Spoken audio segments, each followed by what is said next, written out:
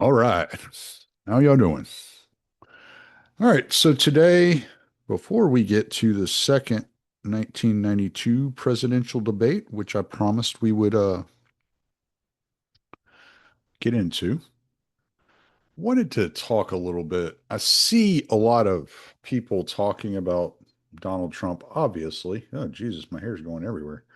Uh, obviously talking about Donald Trump, on all kinds of different things, especially since Venezuela, and then there was this all these protests broke out in Iran, and he was making threats to Iran. And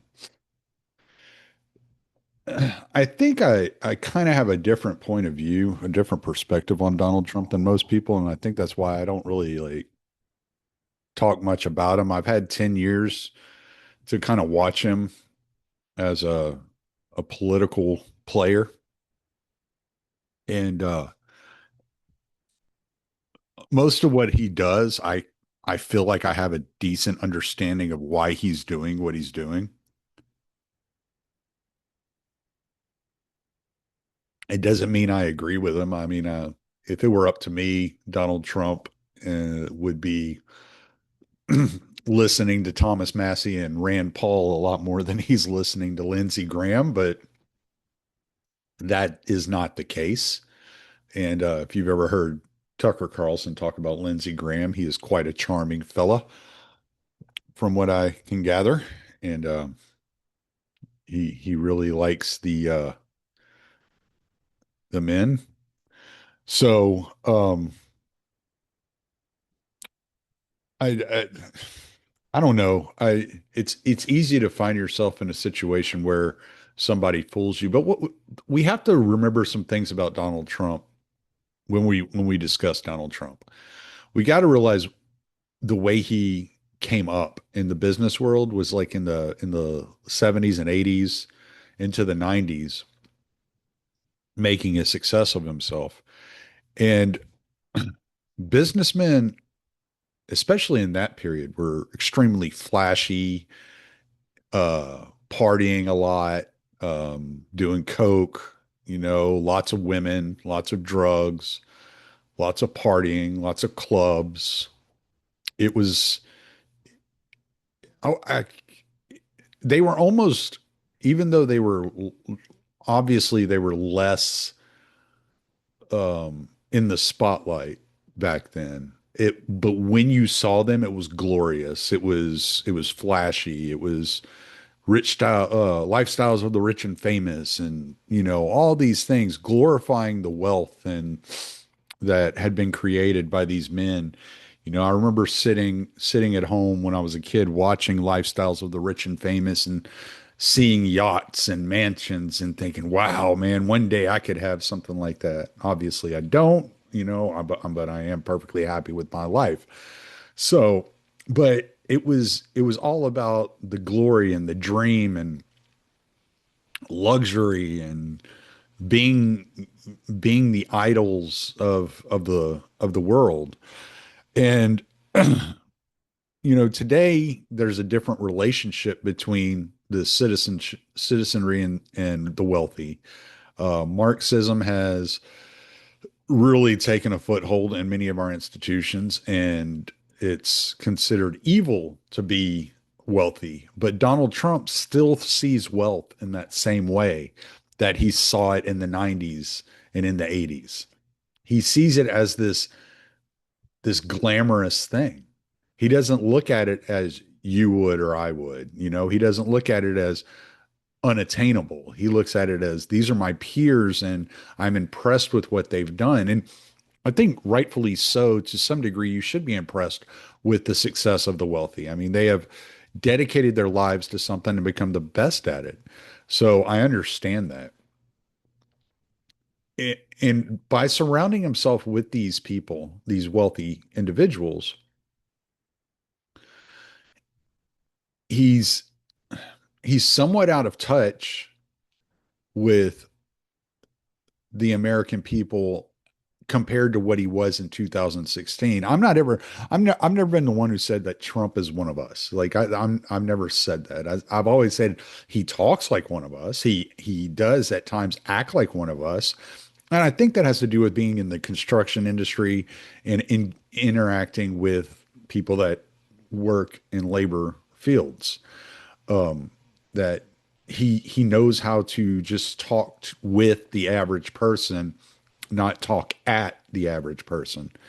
So when I look at the influence that people have on Trump, I don't look at it as Trump has sold out to these people. I look at it as Trump is making a bargain that these are the best people in these industries. And that by wining and dining the best people in these industries, he can open up opportunity for average Americans. And when you listen to his rhetoric over the last 10 years, when you look at what he's said over the last 10 years, when you really think about like what Trump, even what Trump was saying back in the 80s when Oprah asked him if he would ever think about running for president, Trump has had one thing in mind, and it is the nation. He gets extremely offended by when the nation is disgraceful or embarrassing to him. So if DC is dirty because of crime and homelessness, he sends in the National Guard to clean it up because it's a reflection. He looks at it as a reflection on him. That is my nation. I am to take pride in that nation. It would be like if Trump Hotel looked like Motel 6, he would be embarrassed. He wouldn't allow that.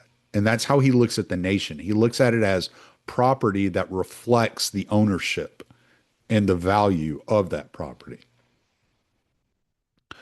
Um, he looks at everything as a cost.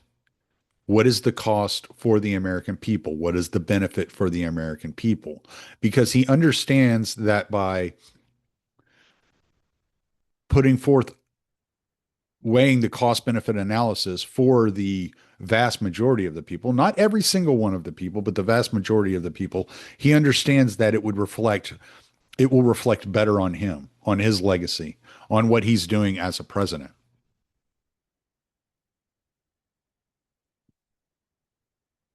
That does mean that there are going to be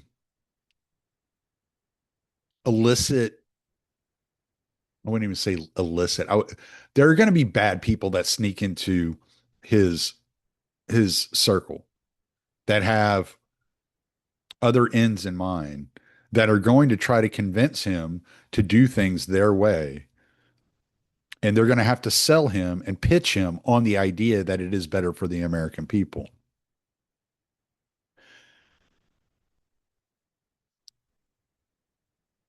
He wants to sorry, I got a text. He wants to um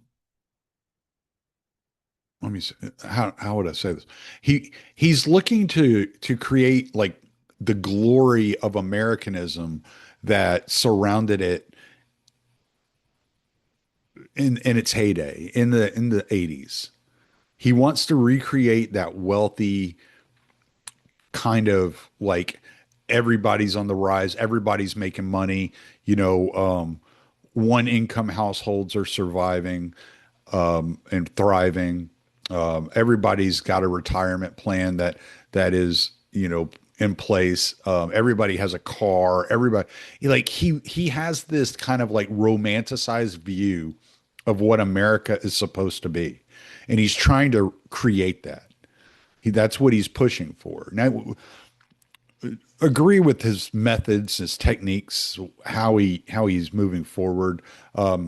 Does he get duped by people at times that I think he shouldn't be duped by? Absolutely. But when you look at what he says, like the way he talks about his accomplishments, he's always trying to, yes, he wants credit. He wants it to be his legacy. He wants to be the president that revitalized the American empire and saved it from the slow decay and demise that was eating away at it.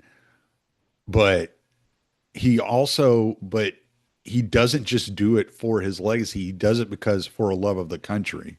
Now, whether you think that he likes the citizens of this nation or not, that's beside the point. I kind of think he does. He seems to be having a good time when he's in front of people. He's quite the entertainer, and I don't think you can be an entertainer if you don't like the people that you're entertaining. I just don't.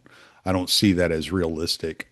I don't think like a comedian goes up on stage in front of a bunch of people he hates, and it's it's entertaining still. I don't see that as a realistic idea of the way that things operate. So if you look at his whole package, everything he's been preaching, whether it would be immigration, which deflates wages and it chokes off resources, tariffs to increasing revenue, because that's one major flaw of Donald Trump. He does not believe in cutting the debt, or he doesn't believe in cutting spending. He thinks he can grow out of the debt. He thinks you can utilize tariffs, moving jobs back to the country, rebuilding the industrial sector of the United States and the manufacturing sector of the United States, start manufacturing our own chips, start manufacturing our own, you know, I don't know, cars, and that we can grow our way out of debt. He truly believes that. We're going to watch some clips here in a minute, and I'll show you some of what I'm putting together. You know, he looks at the Smalley fraud and theft as theft of the nation, theft from the nation. You're taking money that could be going to benefit the taxpayers and the hardworking people of our nation, and you're sending it to Mogadishu. You're ripping off our nation and you're sending it to another nation. 27% of Somalia's income comes from money from the United States, from their family members sending it back over to Somalia from the US. When you look at like Venezuela, he looks at the oil industry as being able to build up not only Venezuela but our working class here, because oil is big money. There's a lot of money in oil. There's a lot of jobs when these when these rigs are operating properly. You know, so there's a lot of money to be made there. He looks at that.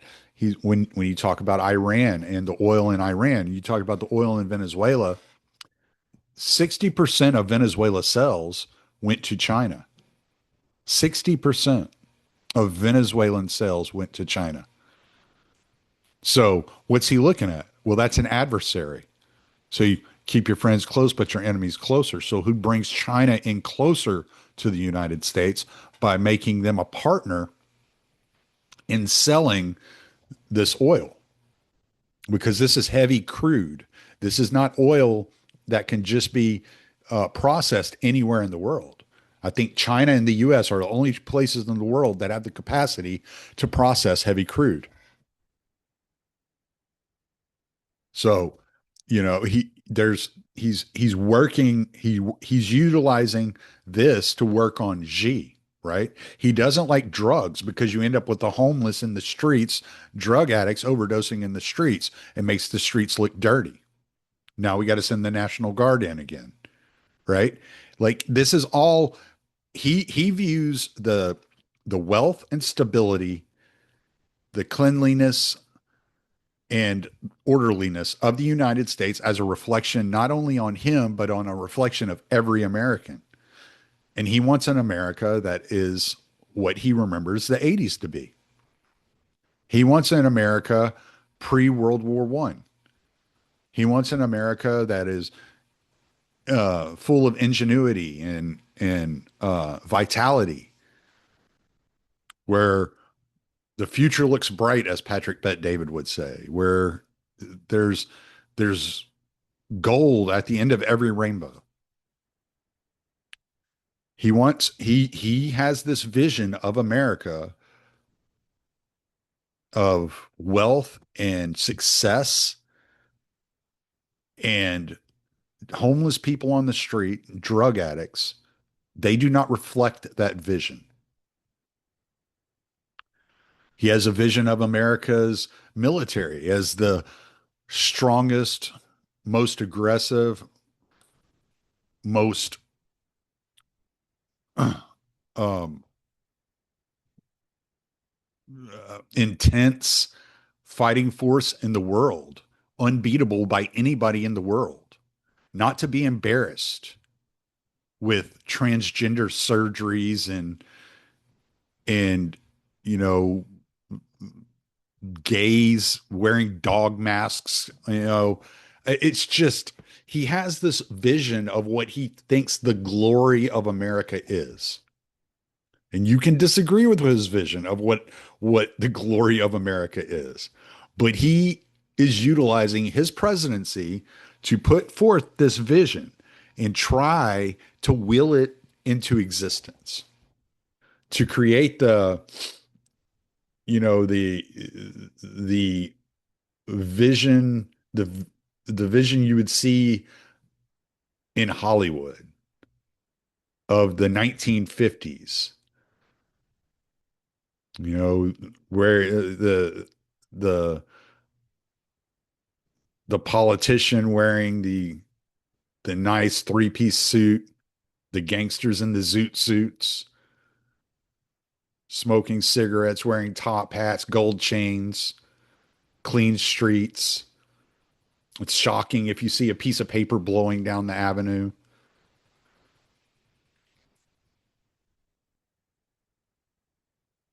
And so he has this whole kind of vision of it.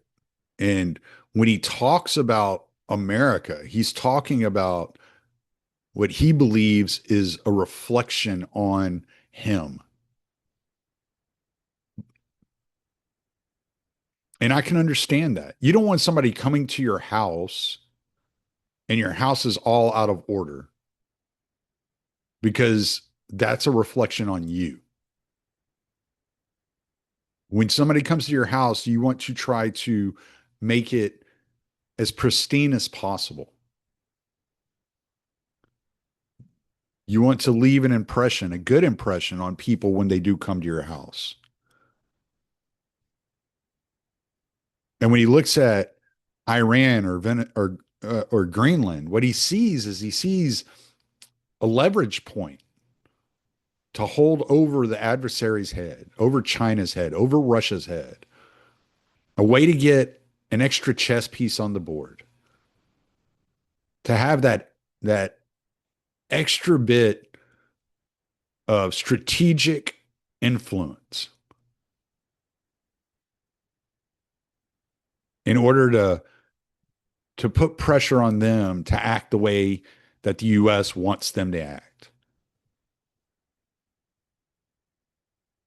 I admire what he's trying to do. I admire that he's trying to undo the entire Obama administration, Biden administration, Clinton administration, and George W. Bush administration. He's trying to completely reverse that and at least put us back in the 1980s to where there was glory and acceptance of the elites. The elites were impressive. You may have thought they were a little shady in ways, but they were impressive men. They were impressive women. Ronald Reagan was impressive. And he looks at the last few presidencies, I'd say from George H.W. Bush through Obama and Biden. He looks at them as unimpressive, as most of us do. Most of us laugh at these people. When you listen to a conservative talk, they don't talk about how great George W. Bush was. No, they talk about how great Ronald Reagan was. When you listen to a liberal talk, they don't talk about how great Obama or Clinton were. I mean, some will mention them in passing, but most of them go straight to FDR. because he's the gold standard, right? So what he's trying to do is get America back to this gold standard of what he believes America's glory days were. He's trying to reverse engineer America into the empire with a manifest destiny, influencing the world through benevolence and not this embarrassing failure of an empire.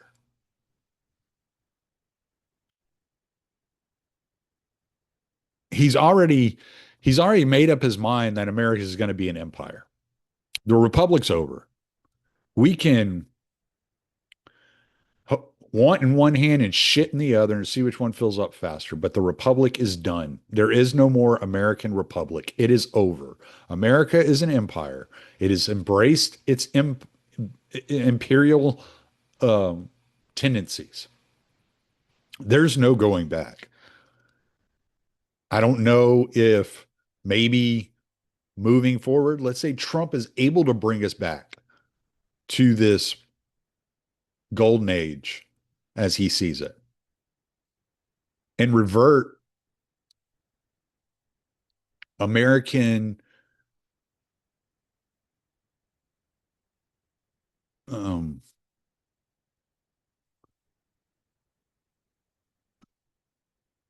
I don't even know the word I'm looking for. I know there's a word for it. But revert the American mind and American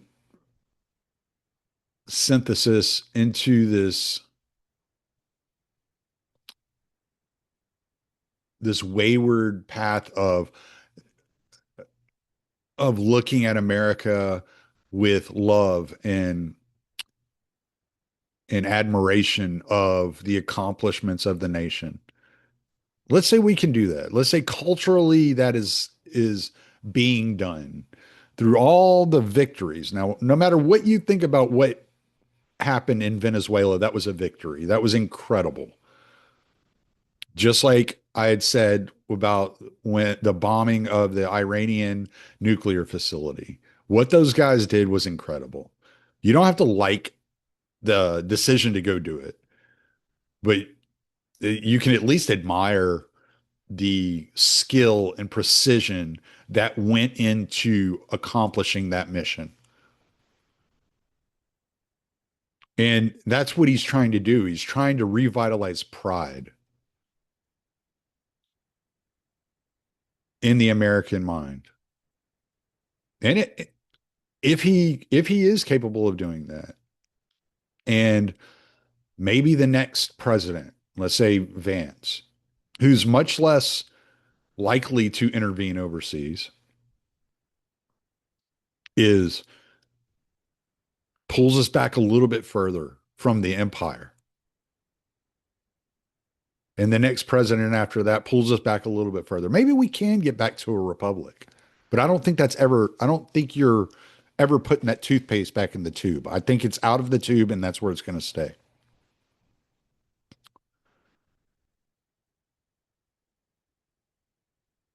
So, but that's the way I look at Trump. I look at Trump as I'm not cutting spending. I'm going to grow us out of debt.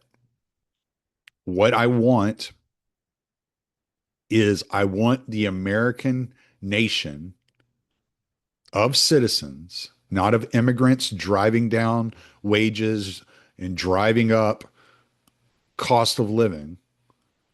I want citizens, not immigrants, to benefit from the glory, the return to glory, the good old days, the golden age of America. And that's what Trump sees. That's what he wants. He doesn't think like a politician. He thinks like a businessman. That's all there is to it. And you can get as mad as you want and think that talking politics and ideology is going to give you a foot up on what Donald Trump's decisions are. But Donald Trump doesn't think that way. He thinks practically. His whole thought process is Does this benefit the nation? Does this make the nation look strong? Well, does it make the nation wealthier? Does it make the nation more stable, more organized? That's how Trump looks at it. He looks at it as a business. How do you keep your business together? It's not by employees tearing down the walls. And it's not from letting the homeless come and set up shop in the lobby.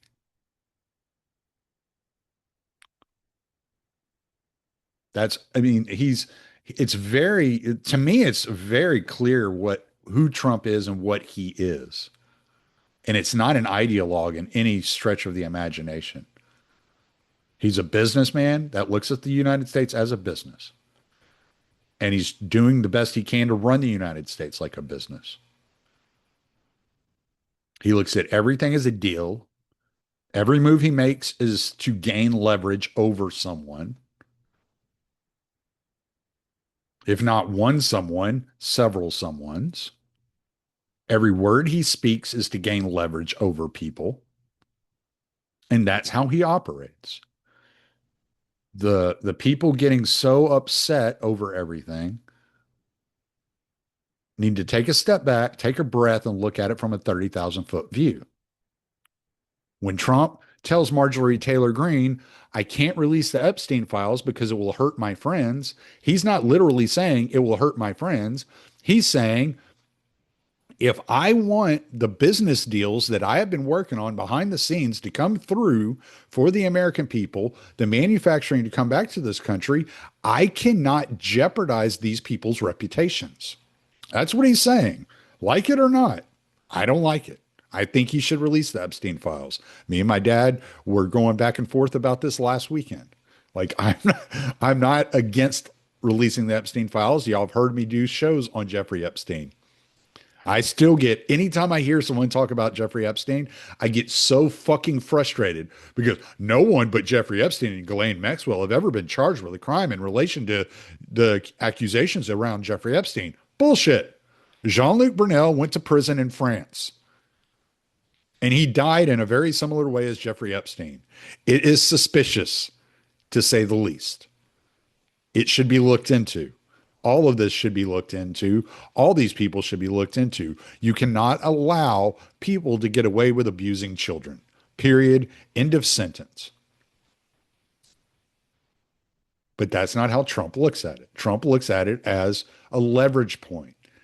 If he knows these things about these people, he has leverage on them. He can make them move the way he wants them to move.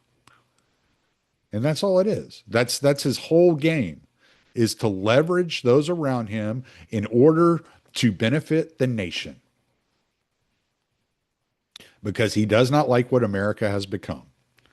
And I'll play y'all some clips now. I'll start and I'll just make comments as we play these clips.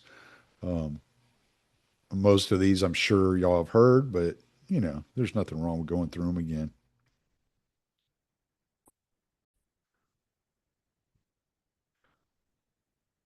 I thought this one was a good one to start off with. This is Trump, many proposals for paying off the national debt. I'm the king of debt. I understand debt better than probably anybody. I know how to deal with debt. You tax China, they stop financing our debt, our economy collapses. We tax China, we'll pay off their debt very quickly. When I heard we were going to Iraq, somebody said, oh, we're going for the oil. I said, that makes sense. That's smart. $15 trillion. That does a lot to solve our deficit problem, doesn't it? We have a country that's essentially a debtor nation right now. So we're going to make our country wealthy again. I will bring our energy companies back. They'll be able to compete. They'll make money. They'll pay off our national debt. Under the Paris Accord, billions of dollars will be sent to the very countries that have taken our factories and our jobs away from us. So think of that. If you look at some of these agencies, how big and fat they are, you can cut and have them run better than they're running right now. But, I mean, look, we want to protect the arts. It's all very important. But we also have to get debt down. We have to do a lot of things. The Obamacare repeal and replace plan would significantly reduce the federal deficit. Reform's major entitlements, now a principal driver of the $20 trillion debt that we have. For many, many years, the United States has suffered through massive trade deficits. That's why we have $20 trillion in debt. So we'll be changing that. It's literally first grade business. It's so simple. And the end result is it's tougher to get out because they've been so used to making so much money off our country. And we can't let them do that anymore. We're going to start paying down debt. Now, I hate to tell you, Puerto Rico, but you've thrown our budget a little out of whack. I always worry about the deficit, but what are you going to do? You have a hurricane. I have to take care of the people. Believe me, we're in a bubble. We have artificially low interest rates. If interest rates go up and we can buy bonds back at a discount, if we are liquid enough as a country, we should do that. I am not happy with what he's doing. I'd like to pay off debt. I'd like to do got a lot of things it. and pay interest. Well, We got a lot of it. We do, and we're going to start reducing costs now that we took care of our military. This is the United States government. First of all, you never have to default because you print the money. I hate to tell you, okay? So there's never a default.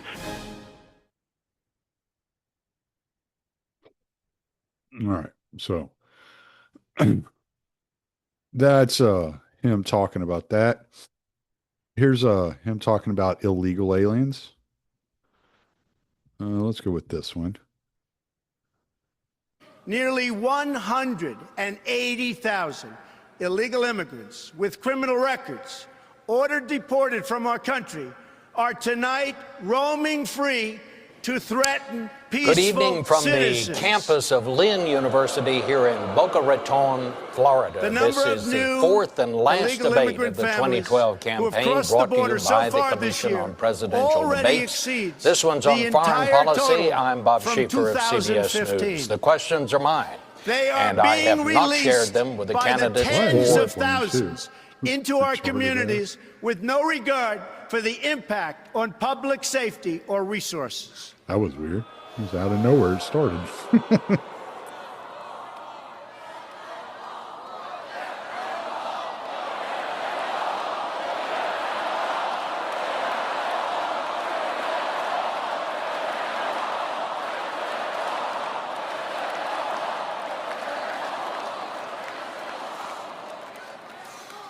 One such border crosser was released and made his way to Nebraska.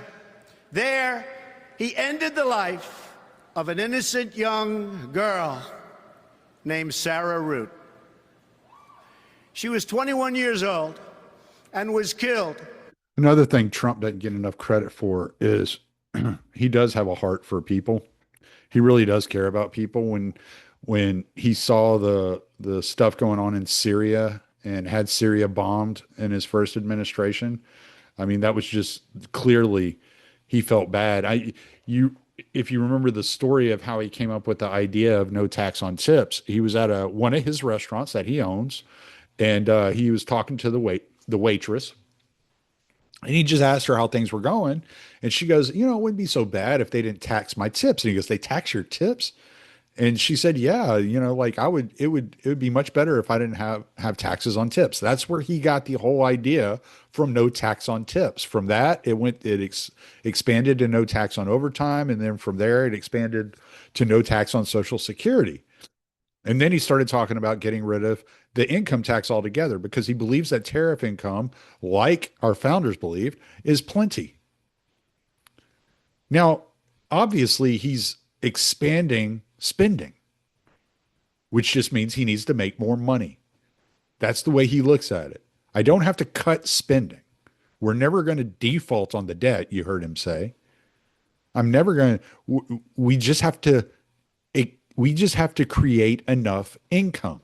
We have to outgrow our debt. That's his whole goal as a businessman.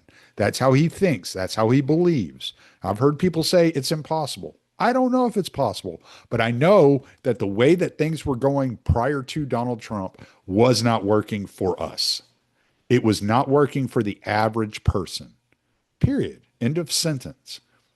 Does that mean I'm a toady for Trump, as Barry Weiss might call me, even though she doesn't know what toady means? No, it means that I'm willing to sit and watch because I understand that the moves he's making are not going to have the impact, the desired impact immediately. It's delayed gratification. Our entire nation has completely forgotten about the fact that we have to sit. Sometimes good things come to those who wait. You don't get immediate gratification with everything that's going on. And especially when it's a system like the federal government. But is it your plan to deport everyone who is here illegally over the next 4 years? Well, I think you have to do it. And it's a very tough thing to do. You know, you have rules, regulations, laws. They came in illegally. You know, the people that have been treated very unfairly are the people that have been online for 10 years to come into the country. And we're going to make it very easy for people to come in terms of they have to pass the test. They have to be able to tell you what the Statue of Liberty is. They have to tell you a little bit about our country. They have to love our country. But is it your plan to deport everyone? Now, hopefully, like some of this that I'm breaking down, and hopefully I'm able to decode some of Trump speak and the puzzle that's around Trump for the audience here. It seems like, I mean, you're never going to win over the left. Those people are crazy. They've lost their fucking minds. You're never going to win those people over. There's no sense in trying. And I'm not saying you have to be a Trump supporter. I'm just saying, just be a little patient. Just be a little patient because none of us know exactly what's going on.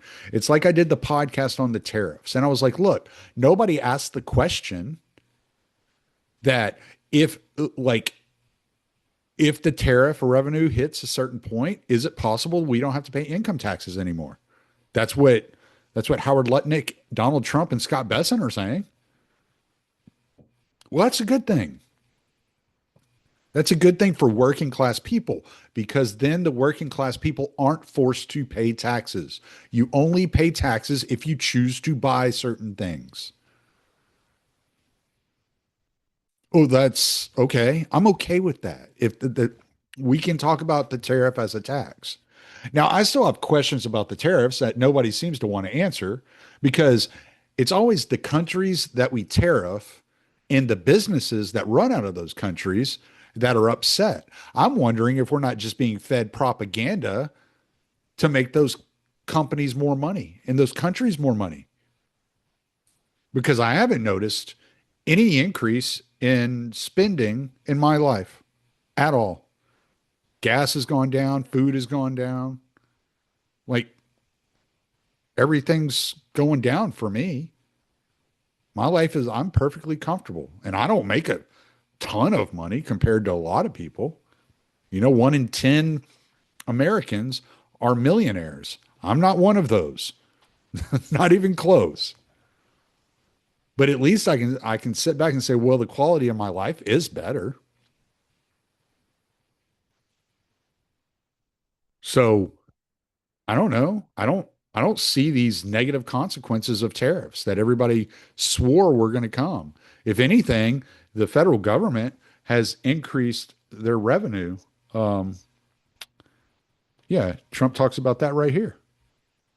Very tough, very smart, very fair. You gave a speech yesterday in Michigan about how you've recalibrated the American economy to work for workers, U.S. auto factories. We've seen core inflation's completely tamed. You lowered the trade deficit to the lowest amount since 2009. American exports are growing. But we're also waiting on the Supreme Court case with the tariffs. Given the success that you've had in the first 12 months, what is at stake in this case, sir? It's a little bit like whole milk. I can't believe we even have a case. This was a case started by very China-centric people and also anti-American people, frankly, people that don't want us to do well. Tariffs have helped us stop 8 wars. They've helped us get the best trade numbers we've ever had. They've helped us get $18 trillion brought into the country. And maybe above all else, they've given us tremendous national security, just the threat of tariffs. You saw that just yesterday when I put tariffs on a certain country. We won't talk about that country, but you know who it is, based on the fact that if you do business with that country, you know, it's going to make them it's going to bring them to the table a lot faster. So we have made hundreds of billions of dollars with tariffs. We have very little inflation. Think of it. Inflation's gone down and productivity, everything has gone up. We've never taken in money like we have. We've never had anywhere near $18 trillion invested in our country. Neither has any other country. It's the biggest number by maybe 5 times. 5 times, not 5%, 5 times. Nobody's ever seen numbers like this. We have plants going up. You know, you mentioned I was in Michigan yesterday. I was at the Ford plant where they make the Ford 150. It's one of the original plants. It was from before World War I. It's a giant plant. That plant was probably going to be closed. And 2 years ago, they were doing very poorly. And now they just announced yesterday that they're going to go 24 hours around the clock. 3 shifts, which they rarely do. That's Ford, and Ford's having the best numbers they've ever had. General Motors having the best numbers they've ever had. I mean, so he's telling you what his goal is. It's revenue. It's income. His belief is that you can grow out of debt. Can you? I don't know. But that's what he believes. I'm thrilled to be joined by the leaders of 9 of the world's largest pharmaceutical manufacturers, all very big names, celebrities in their own right, very, very powerful people, and they head some of the most admired companies anywhere in the world. It's a great group. To announce that they've agreed to offer many of their flagship drugs, really all of their flagship drugs, at heavily discounted, most favored nations prices. In other words, whatever the drug sells for over the world, in the world, whatever the lowest number is, if it's Germany, if it's in UK, anywhere, we will match that price. Right now, sometimes it's 10 times higher. We've been laughed at and scoffed at for years. For years, the pharmaceutical companies were difficult, but they also love our country. They knew it was unfair. And they were great. I appreciate it. But the bigger problem was going to be the countries. How are you going to get the countries to do it? And we told them, if you don't do it, we're going to have to use tariffs, and we're going to charge you a 10% tariff, which is far more money than the money we're talking about. And they immediately agreed to do it. So we have all the foreign countries agreeing to do it. As of today, 14 out of the 17 largest pharmaceutical companies, but they've all agreed, have now agreed to drastically lower drug prices for their American patients, for the American people and patients. So the story is that the American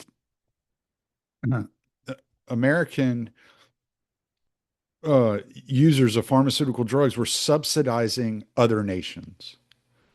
Ozempic in England was $80 for a prescription of Ozempic, and in the US, it was $1,300. So we were subsidizing the drug use of the English, of the British, of the French, of the Germans, of Somalia, of Syria, of Australia. Every nation was being subsidized by the U.S. The high tariffs after World War II were put into place by foreign nations on American manufacturers to rebuild their nations. When their nations were rebuilt, they did not bring the tariffs down. They continued charging the high tariffs on us. So it benefited the nations to have high tariffs on the U.S. But if the U.S. puts tariffs on other nations, it's bad for the U.S. How is that even possible? How does this work? Nobody wants to sit and explain this. They don't want to talk about that. They just, it's a tax on the consumer. I haven't noticed a tax on anything. I haven't noticed higher prices anywhere. And billions of dollars have been brought in. Billions of dollars more are expected to be brought in. Trillions of dollars of investments are coming into the nation. How is that a bad thing? If it's a bad thing, fine, but somebody has to sit down and explain it. They can't just say, well, it works when other nations tariff the US, but it does not work when the US tariffs other nations. That does not make sense. If it's good for the goose, it's good for the gander.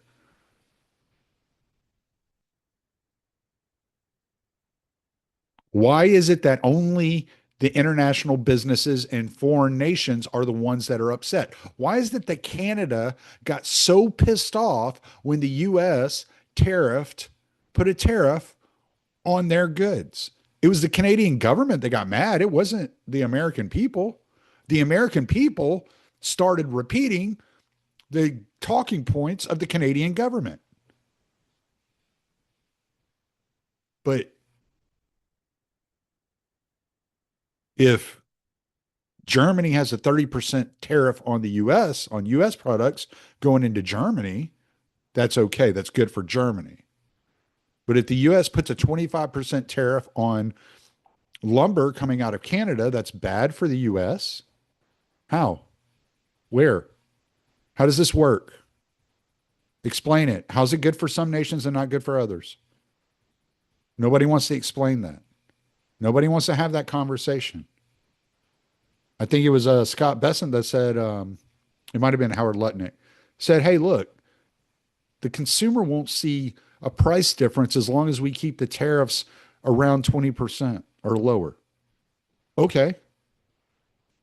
Now, some of these tariffs are 25, 30, 35. I think South Africa just got hit with 55% because they are they were doing military exercises with Iran, which they ended up kicking the Iranians out of the nation when they found out that Donald Trump was putting an additional 25% tariff on them. Why did they react that way? They didn't react that way because, oh, this is so bad for America. Iran, you have to leave so that we can help America. No, it was bad for them. And they knew it was bad for them. So we have to cut through this propaganda and the lies that have been being told to us to get to the truth. It can't be good for Australia to have a 40% tariff on American goods and America to have 0% tariff on Australian goods. How's that good for America? If the 40% tariff is helping Australia, how is the 0% tariff helping America? Like I don't understand why people have such an issue with these questions. It's not me defending Trump. It's me asking a question and going, wait, no one else has ever done this. And it seems like the people that are having the biggest shit fit are the Davos crowd, the WEF, and foreign nations.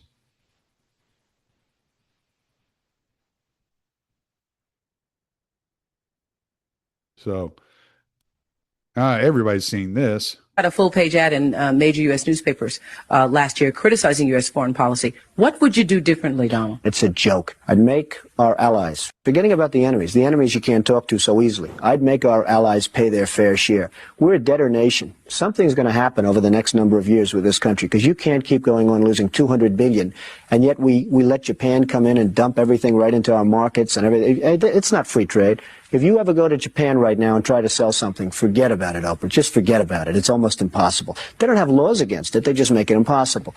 They come over here, they sell their cars, their VCRs, they knock the hell out of our companies. And, hey, I have tremendous respect for the Japanese people. I mean, you can respect somebody that's beating the hell out of you, but they are beating the hell out of this country. Kuwait, they live like kings. The poorest person in Kuwait, they live like kings. And yet they're not paying. We make it possible for them to sell their oil. Why aren't they paying us 25% of what they're making? It's a joke. Had a full-page ad. Yeah. This is just to show that he's always had these opinions. He's always felt this way about tariffs, about foreign policy. This is just, and he's just brought it to the Oval Office. And here he says in this part of the interview, this is the same interview, he says, if I ever become president, if I ran for president, I would win, and if I became president, it would piss off a lot of people. This sounds like political presidential talk to me, and I know people have talked to you about whether or not you want to run. Would you ever? Probably not, but I do get tired of seeing the country ripped off. Why would you not? I just don't think I really have the inclination to do it. I love what I'm doing. I really like it. Also, it doesn't pay as well. No, it doesn't. But, I just probably wouldn't do it, Oprah. I probably wouldn't, but I do get tired of seeing what's happening with this country. And if it got so bad, I would never want to rule it out totally, because I really am tired of seeing what's happening with this country, how we're really making other people live like kings, and we're not. You've said, though, that if you did run for president, you believe you'd win. Well, I don't know. I think I'd win. I tell you what, I wouldn't go in to lose. I've never gone in to lose in my life. And if I did decide to do it, I think I'd be inclined. I would say that I would have a hell of a chance of winning, because I think people, I don't know how your audience feels, but I think people are tired of seeing the United States ripped off. And I can't promise you everything, but I can tell you one thing. This country would make one hell of a lot of money from those people that for 25 years have taken advantage. It wouldn't be the way it's been, believe me. He's always thought this way. Here, I didn't even plan this one. We'll throw this one in here. Donald Trump, the multimillionaire real estate developer, is sounding more like a politician these days than America's most grandiose and controversial builder. When he disagrees with a matter of policy, he does it in a big way. Today, he sunk $95,000 into a full-page newspaper ad appearing in many papers criticizing the administration's foreign policy. Rumblings in the Trump camp point as far as the presidency. Could the Manhattan magnate be eyeing the White House, or is he just calling a bluff? Are you a Republican, Donald? I'm a Republican, yes. So if there were politics, it would be as a Republican? It would be, I guess, as a Republican, but I don't see that there will be politics. Why the ad, then? I mean, you said you wanted to say it. There's a lot of ways you can say things. I guess an ad is one way. You could have called up shows like this who would have been trying to have you come on. Why now? Well, it was very easy. I was tired, and I think a lot of people are tired of watching other countries ripping off the United States. This is a great country. They laugh at us. Behind our backs, they laugh at us because of our own stupidity. And the leaders, I mean, what we have a Persian Gulf situation. You saw what happened today. Billions and billions of dollars are being spent on getting oil for Japan, and they're not paying anything for it. Essentially, they're paying nothing for it. We have tankers going back and forth that our men are protecting, losing their lives. I mean, they're losing their lives, Larry. We're spending billions and billions on protection, and those tankers are going over to Japan. It's just preposterous. I watched the Kuwaiti oil minister the other day laughing as he was explaining how much money they intend to make with the Bridgeton, which has been a total disaster, the Bridgeton. And I said to myself, isn't that a shame? He's talking about how much money they're going to make, and here we are. He's smiling and laughing. Why don't we get some of it? Why is it that we're protecting? We have frogmen, we have helicopters, we have aircraft carriers, and all sorts of ships all over the Persian Gulf, so that this man and his little group can make a lot of money. I think it's ridiculous. Well, one of the reasons we say we're doing it is because we've been doing it, and that all previous presidents have endorsed doing it.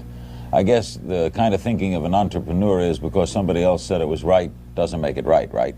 Larry, the country is losing $200 billion a year. $200 billion. This country cannot continue to lose $200 billion. Japan is one of the wealthiest machines ever created. Saudi Arabia, and it's not, hey, let me tell you, I'm a big beneficiary of Japan. They buy my apartments in spades. They're fine people. But they must be, they're laughing to themselves as to what's happening over here. We're not kidding ourselves. They're laughing to themselves, Larry, as to what's happening with this country. But Donald, a lot of people feel the way you feel, and a lot of people maybe with as much money, or certainly some people with as much money feel the way you feel. Why did you go public? Because somebody had to, Larry. I watch it again, and it's a very important point. Japan is a money machine. Saudi Arabia is a money machine. Kuwait, these are money machines, the greatest ever created. The United States is, if it were a corporation, it would be bankrupt. It's losing $200 billion a year. For years now it's been losing that. What right do we have to go out and defend? Why aren't these countries, these wealthy money machines, paying us for the defense of their freedom and their nations? Why aren't they paying us? We are kind of the world's keeper, are we not? I don't believe we should be. I think Japan should certainly make a contribution. Japan is one of the reasons they're so successful is they don't have to worry about defense, because why should they worry about defense when the United States will do it for nothing. I mean, it's crazy. Saudi Arabia, I mean, you saw what happened with Saudi Arabia. We're going through the Gulf. We have old-fashioned, obsolete minesweepers. We ask Saudi Arabia for the use of their minesweepers, which are the best made, the most modern, the best, and they say no. Who are they to tell us no? We're not going to give you our minesweepers. It's ridiculous. They're only there for the sake of us as far as that's concerned. We are protective of Saudi Arabia. They should pay for that. Are we going to be hearing more from Mr. Trump on issues like this as we go along? I really don't know, Larry. This is an issue that's been bothering me. It's been bothering a lot of people that I know, and I think it's an issue that had to be brought out to the fore. The concept of America financing and paying and losing lives for countries that won't even allow us to use their ships. And these are the countries that in 24 hours they'd be wiped off the face of the earth if it weren't for America. It's ridiculous. By the way, a couple of other things, then we'll take some calls for Donald Trump. Is it true that you're going to go to New Hampshire in October at the invitation of Mike Dunbar, who's heading a group called Draft Donald Trump?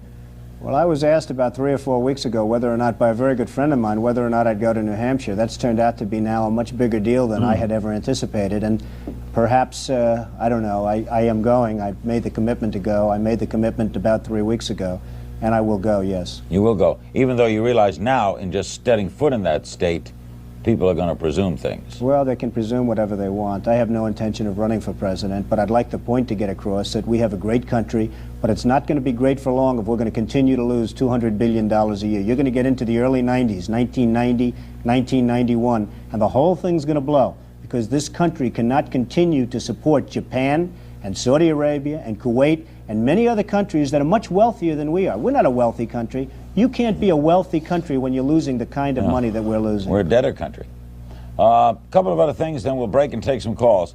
Don, why don't, there are some who said this, why don't people like you, you and people like you, build low-income, medium-income housing?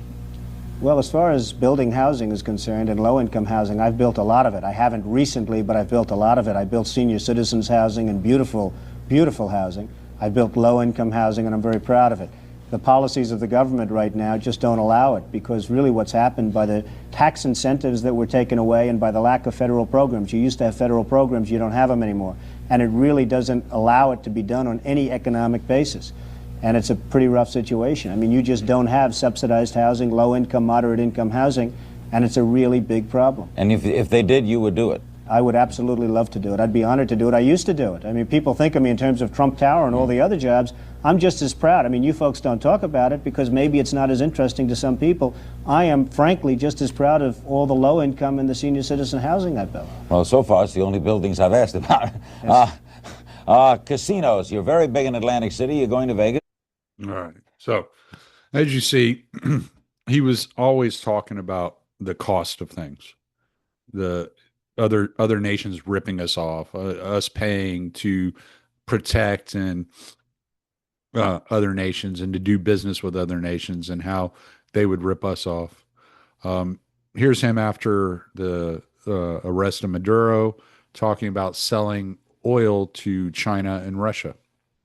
The departure of Maduro makes it possible an incredible future for both nations, Venezuela and the United States, in which we will more closely integrate the economies of two major energy powers in the Western Hemisphere. And if we didn't do this, China would have been there and Russia would have been there. Maybe they both would have been there together, but they're not going to be there now. One thing I will tell them, and I will tell you, that we are open for business. China can buy all the oil they want from us there or in the United States.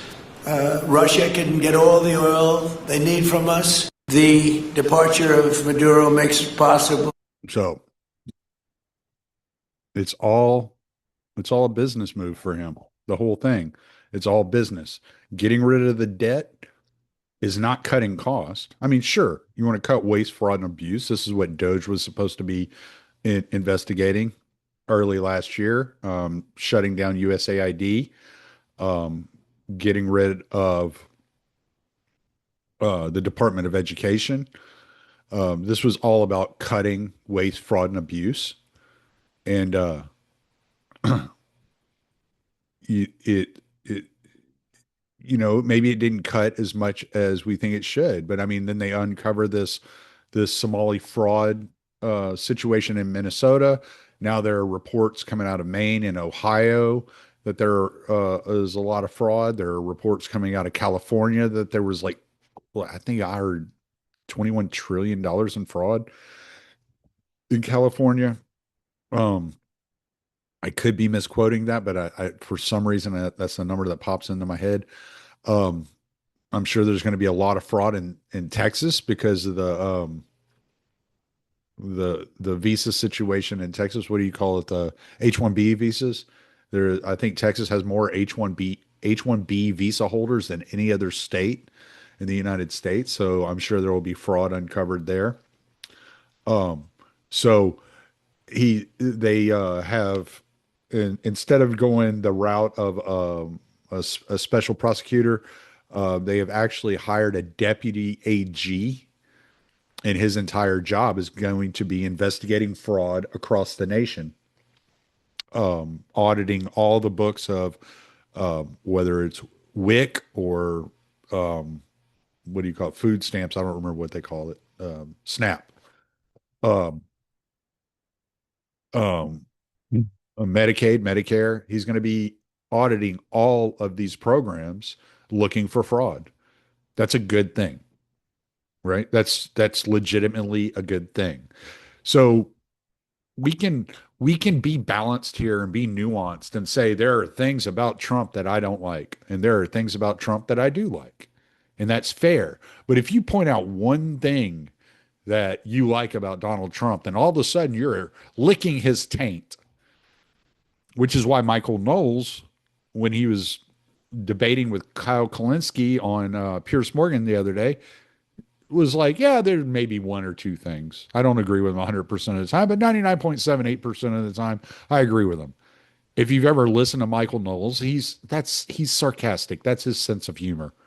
You know, that's what he does. And he did that to poke at Kyle Kalinske, and it worked. Kyle Kalinske lost his shit and started, oh, you're a cuck, you suck at his dick, and blah, blah, blah. Because Michael Knowles knew Kyle Kalinske did not have the brains to debate him. And there was nothing that Kyle Kalinske had to offer in that exchange. I thought this was really interesting. I've only heard part of it, so I would like to listen to the entire 5 minutes if y'all don't mind hanging in there with me. But there's the Great Healthcare Plan initiative that Trump has come out with, and you know, I think it's interesting the way he's talking about these things. But people don't want to advertise this stuff. They don't want to talk about this stuff. They just want to bitch, moan, and groan about the things that Trump does wrong. He does plenty wrong, but he's doing some good stuff too. And we're gonna have to take the bad with the good, just like we have with every other president. I have never in my life seen people so up in arms about a single president ever. It is one of the most insane things I've ever seen. If he does one thing wrong, then he's just a complete disaster and he's a crook and he doesn't belong in there. Okay. But it took 20 years for anybody to say that about H.W. Bush or W. Bush or Obama, right? Like, but they're all up Trump's ass. If every politician were held to the same account as Donald Trump, it would be a much better nation. I tell you that much. Today, I'm thrilled to announce my plan to lower healthcare prices for all Americans and truly make healthcare affordable again. We're doing things that nobody's ever been able to do. We're calling it the Great Healthcare Plan. Instead of putting the needs of big corporations and special interests first, our plan finally puts you first and puts more money in your pocket. The government is going to pay the money directly to you. It goes to you, and then you take the money and buy your own health care. Nobody's ever heard of that before, and that's the way it is. The big insurance companies lose, and the people of our country win. This proposal locks in the massive discounts on prescription drugs that my administration is achieving through our most favored nation drug pricing agreement. Now, when you hear about that, for 40 years they've been trying to do it, but they never were able to do it. No other president was able to do it. I got every other country to approve it. by the use of tariffs and other things, they all approved it. Nobody else got it. No other president got it. And for the most part, they didn't even try because they felt it was impossible. It'll bring down drug prices 80, 90%, in some cases, just numbers that nobody's ever heard of before. Your prescription drugs will come way, way down. And under this policy, the prices of many drugs will be slashed by 300, 400, and even 500% starting this month at the Zeitgeist was the word I was trying to think of earlier. So instead of Americans paying the highest drug prices in the world, which we have for decades, we will now be paying the lowest cost paid by any other nation. So any other nation that's paying the lowest cost, that's what we're going to pay. And the American people will get the savings. So I have to reiterate, the lowest price in the world is what you're going to pay. Before, you were paying the highest price in the world by far, and the politicians did nothing about it. So I'm asking Congress to complete the work that we've started. Next, my plan would reduce your insurance premiums by stopping government payoffs to big insurance companies and sending that money directly to the people. Obamacare was designed to make insurance companies rich. I call it the Unaffordable Care Act, with billions of dollars in taxpayer subsidies that helped their stock prices skyrocket over 1,700% as you paid more money for health care every single year, more and more. The premiums went higher and higher. I want to end this flagrant scam and put extra money straight into the healthcare savings account in your name, and you go out and buy your own healthcare, and you'll make a great deal. You get better healthcare for less money. That way you can choose the care that is right for your family. To further reduce insurance premiums, my plan ends the giant kickbacks to insurance brokers and corporate middlemen that only drive up the costs, and that's what they're intended to do, drive up the costs. But we're driving down the costs. And it fully funds a long neglected part of the law known as the Cost Sharing Reduction Program. This measure alone should cut premiums on the most popular Obamacare plans. It's hard to believe there are any because it's a hated program. It's unaffordable, but it's going to cut them by an average of 10 to 15%. Next, the Great Healthcare Plan. That's the name. It's called the Great Healthcare because it's great healthcare at a lower price. Mandates unprecedented accountability and transparency from insurance companies and all healthcare providers, so that special interests can no longer profiteer at your expense.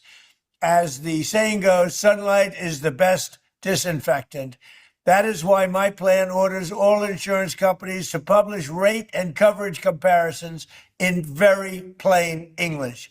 It requires insurers to publish detailed information about how much of your money they're going to be paying out in claims versus how much they're taking in profits. In other words, you will be able to watch the scam.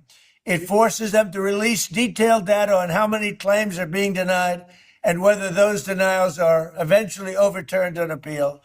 And most importantly, it will require any hospital or insurer who accepts Medicare or Medicaid to prominently post all prices at their place of business so that you are never surprised and you can easily shop for a better deal or better care. And you're going to end up doing both. You're going to get a better deal and better care.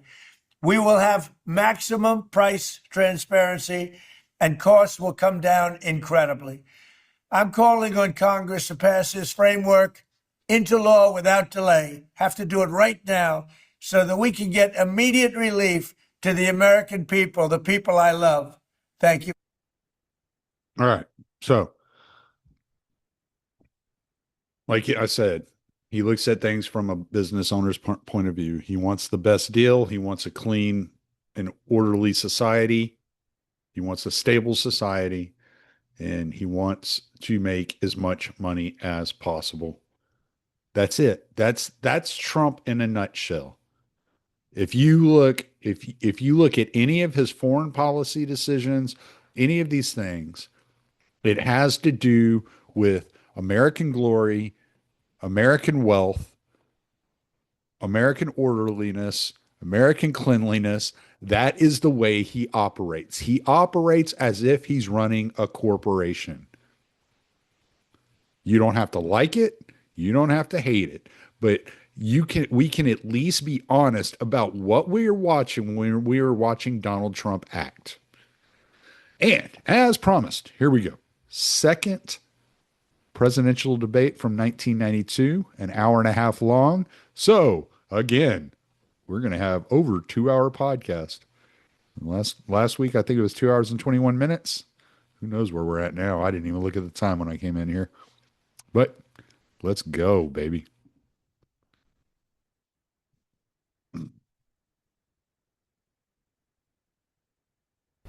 Good evening and welcome to the second of 3 presidential debates between the major candidates for President of the United States. The candidates are the Republican nominee, President George Bush, the independent, Ross Perot, and Governor Bill Clinton, the Democratic nominee. My name is Carol Simpson, and I will be the moderator for tonight's 90-minute debate, which is coming to you from the campus of the University of Richmond in Richmond, Virginia. Now, tonight's program is unlike any other presidential debate in history. We're making history now, and it's pretty exciting. An independent polling firm has selected an audience of 209 uncommitted voters from this area. The candidates will be asked questions by these voters on a topic of their choosing, anything they want to ask about. My job as moderator is to, take care of the questioning, ask questions myself if I think there needs to be continuity and balance, and sometimes I might ask the candidates to respond to what another candidate may have said. Now, the format has been agreed to by representatives of both the Republican and Democratic campaigns. And there is no subject matter that is restricted. Anything goes. We can ask anything. After the debate, the candidates will have an opportunity to make a closing statement. So, President Bush, I think you said it earlier, let's get it on. Let's go. And I think the first question is over here. Yes, I'd like to direct my question to Mr. Perot. What will you do as president to open foreign markets to fair competition from American business and to stop unfair competition here at home from foreign countries so that we can bring jobs back to the United States? That's right at the top of my agenda. We've shipped millions of jobs overseas, and we have a strange situation because we have a process in Washington where after you've served for a while, you cash in, become a foreign lobbyist, make $30,000 a month, then take a leave, work on presidential campaigns, make sure you got good contacts, and then go back out. Now, if you just want to get down to brass tacks, first thing you ought to do is get all these folks who've got these one-way trade agreements that we've negotiated over the years and say, fellas, we'll take the same deal we gave you. And they'll gridlock right at that point because, for example, we've got international competitors who simply could not unload their cars off the ships if they had to comply. You see, if it was a two-way street, just couldn't do it. We have got to stop sending jobs overseas. To those of you in the audience who are business people, pretty simple. If you're paying $12, $13, $14 an hour for factory workers, and you can move your factory south of the border, pay $1 an hour for labor, hire a young 25, that's assuming you've been in business for a long time, you've got a mature workforce. Pay $1 an hour for your labor, have no health care, that's the most expensive single element in making a car, have no environmental controls, no pollution controls, and no retirement, and you don't care about anything but making money, there will be a giant sucking sound going south. So if the people send me to Washington, the first thing I'll do is study that 2,000-page agreement and make sure it's a two-way street. One last point here. I decided I was dumb and didn't understand it, so I called a who's who of the folks who've been around it. And I said, why won't everybody go south? They said, we'll be disruptive. I said, for how long? I finally got them up for 12 to 15 years. And I said, well, how does it stop being disruptive? And that is when their jobs come up from $1 an hour to $6 an hour and ours go down to $6 an hour, then it's leveled again. But in the meantime, you've wrecked the country with these kinds of deals. We've got to cut it out. Thank you, Mr. Perot. I see that the president has stood up, so he must have something to say about this. So, Carol, the thing that saved us in this global economic slowdown has been our exports. And what I'm trying to do is increase our exports. And if indeed all the jobs were going to move south because they're lower wages now, and they haven't done that. And so I have just negotiated with the President of Mexico the North American Free Trade Agreement, and the Prime Minister of Canada, I might add. And I want to have more of these free trade agreements, because export jobs are increasing far faster than any jobs that may have moved overseas. That's a scare tactic, because it's not that many. But anyone that's here, we want to have more jobs here, and the way to do that is to increase our exports. Anybody Some tell believe in if cotton protection. is standing up? I don't. I believe in free and fair trade, and that's the thing that saved us. And so I will keep on as president trying to get a successful conclusion to the GATT round, the big Uruguay round of trade, which will really open up markets for our agriculture particularly. I want to continue to work after we get this NAFTA agreement ratified this coming year. I want to get one with Eastern Europe. I want to get one with Chile. And free and fair trade is the answer, not protection. And as I say, we've had tough economic times, and it's exports that have saved us, exports that have built. Governor Clinton. I'd like to answer the question because I've actually been a governor for 12 years, so I've known a lot of people who've lost their jobs because of jobs moving overseas, and I know a lot of people whose plants have been strengthened by increasing exports. The trick is to expand our export base and to expand trade on terms that are fair to us. It is true that our exports to Mexico, for example, have gone up and our trade deficit's gone down. It's also true that just today a record high trade deficit was announced with Japan. So what is the answer? Let me just mention three things very quickly. Number one, make sure that other countries are as open to our markets as our markets are to them. And if they're not, have measures on the books that don't take forever and a day to implement. Number two, change the tax code. There are more deductions in the tax code for shutting plants down and moving them overseas than there are for modernizing plant and equipment here. Our competitors don't do that. Emphasize and subsidize modernizing plant and equipment here, not moving plants overseas. Number three, stop the federal government's program that now gives low-interest loans and job training funds to companies that will actually shut down and move to other countries, but we won't do the same thing for plants that stay here. So more trade, but on fair terms, and favor investment in America. Thank you. I think we have a question over here. Yeah, this is for Governor Clinton. In the real world, that is outside of Washington, D.C., compensation and achievement are based on goals defined and achieved. The deficit is my question is about the deficit. Would you define in specific dollar goals how much you would reduce the deficit in each of the 4 years of a Clinton administration, and then enter into a legally binding contract with the American people that if you did not achieve those goals, that you would not seek a second term? Hitler mustache. Answer yes or no, creeping and then up towards his nose on one side. No, and here's why. And I'll tell you exactly why. Because the deficit now has been building up for 12 years. I'll tell you exactly what I think can be done. I think we can bring it down by 50% in 4 years and grow the economy. Now, I could get rid of it in 4 years, in theory, on the books now, but to do it, you'd have to raise taxes too much and cut benefits too much to people who need them, and it would even make the economy worse.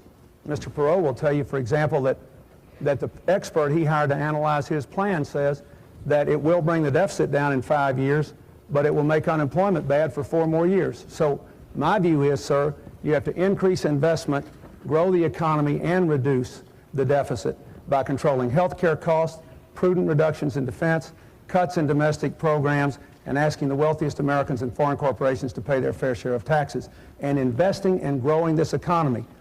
I ask everybody to look at my economic ideas. 9 Nobel Prize winners and over 500 economists and hundreds of business people, including a lot of Republicans, said this is the way you got to go. If you don't grow the economy, you can't get it done. But I can't foresee all the things that will happen, and I don't think a president should be judged solely on the deficit. Let me also say, we're having an election today. You'll have a shot at me in 4 years, and you can vote me right out if you think I've done a lousy job. And I would welcome you to do that. Mr. President. Well, I'm a little confused here because I don't see how you can grow the deficit down by raising people's taxes. You see, I don't think the American people are taxed too little. I think they're taxed too much. I went for one tax increase, and when I make a mistake, I admit it. So that wasn't the right thing to do. Governor Clinton's program wants to tax more and spend more, $150 billion in new taxes, spend another $220. I don't believe that's the way to do it. Here's some things that'll help. Give us a balanced budget amendment. He always talks about Arkansas having a balanced budget, and they do. But he has a balanced budget amendment, have to do it. I'd like the government to have that. And I think it would discipline not only the Congress, which needs it, but also the executive branch. I'd like to have what 43 governors have, the line item veto. So if the Congress can't cut, and we've got a reckless spending Congress, let the president have a shot at it by wiping out things that are pork barrel or something of that nature. I've proposed another one. Some sophisticates think it may be a little gimmicky. I think it's good. It's a checkoff. It says to you as a taxpayer, say you're going to pay a tax of $1,000 or something. You can check 10% of that if you want to in one box, and that 10%, $100, or if you're paying $10,000, whatever it is, $1,000, check it off and make the government, make it lower the deficit by that amount. And if the Congress won't do it, if they can't get together and negotiate how to do that, then you'd have a sequester across the board. You'd exempt Social Security. I don't want to tax or touch Social Security. I'm the president that said, hey, don't mess with Social Security, and we haven't. So I believe we need to control the growth of mandatory spending. Back to this gentleman's question, that's the main growing thing in the budget. The program that the president, 2/3 of the budget, I as president, never get to look at, never get to touch. We've got to control that growth to inflation and population increase, but not raise taxes on the American people now. I just don't believe that would stimulate any kind of growth at all. How about you, Mr. Perot? Well, with $4 trillion in debt, we're going into debt an additional $1 billion, a little more than $1 billion every working day of the year. Now, the thing I love about it, I'm just a businessman. I was down in Texas taking care of business, tending to my family. This situation got so bad that I decided I better get into it. The American people asked me to get into it. But I just find it fascinating that while we sit here tonight, we will go into debt an additional $50 million in an hour and a half. Now, it's not the Republicans' fault, of course, and it's not the Democrats' fault, and what I'm looking for is who did it. Now, they're the two folks involved, so maybe if you put them together, they did it. Now, the facts are we have to fix it. We are leaving. I'm here tonight for these young people up here in the balcony from this college. When I was a young man, when I got out of the Navy, I had multiple job offers. Young people with high grades can't get a job. People, the 18 to 24-year-old high school graduates 10 years ago were making more than they are now. In other words, we were down to 18% of them were making, of the 18 to 24-year-olds were making less than $12,000. Now that's up to 40%. And what's happened in the meantime? The dollar's gone through the floor. Now whose fault is that?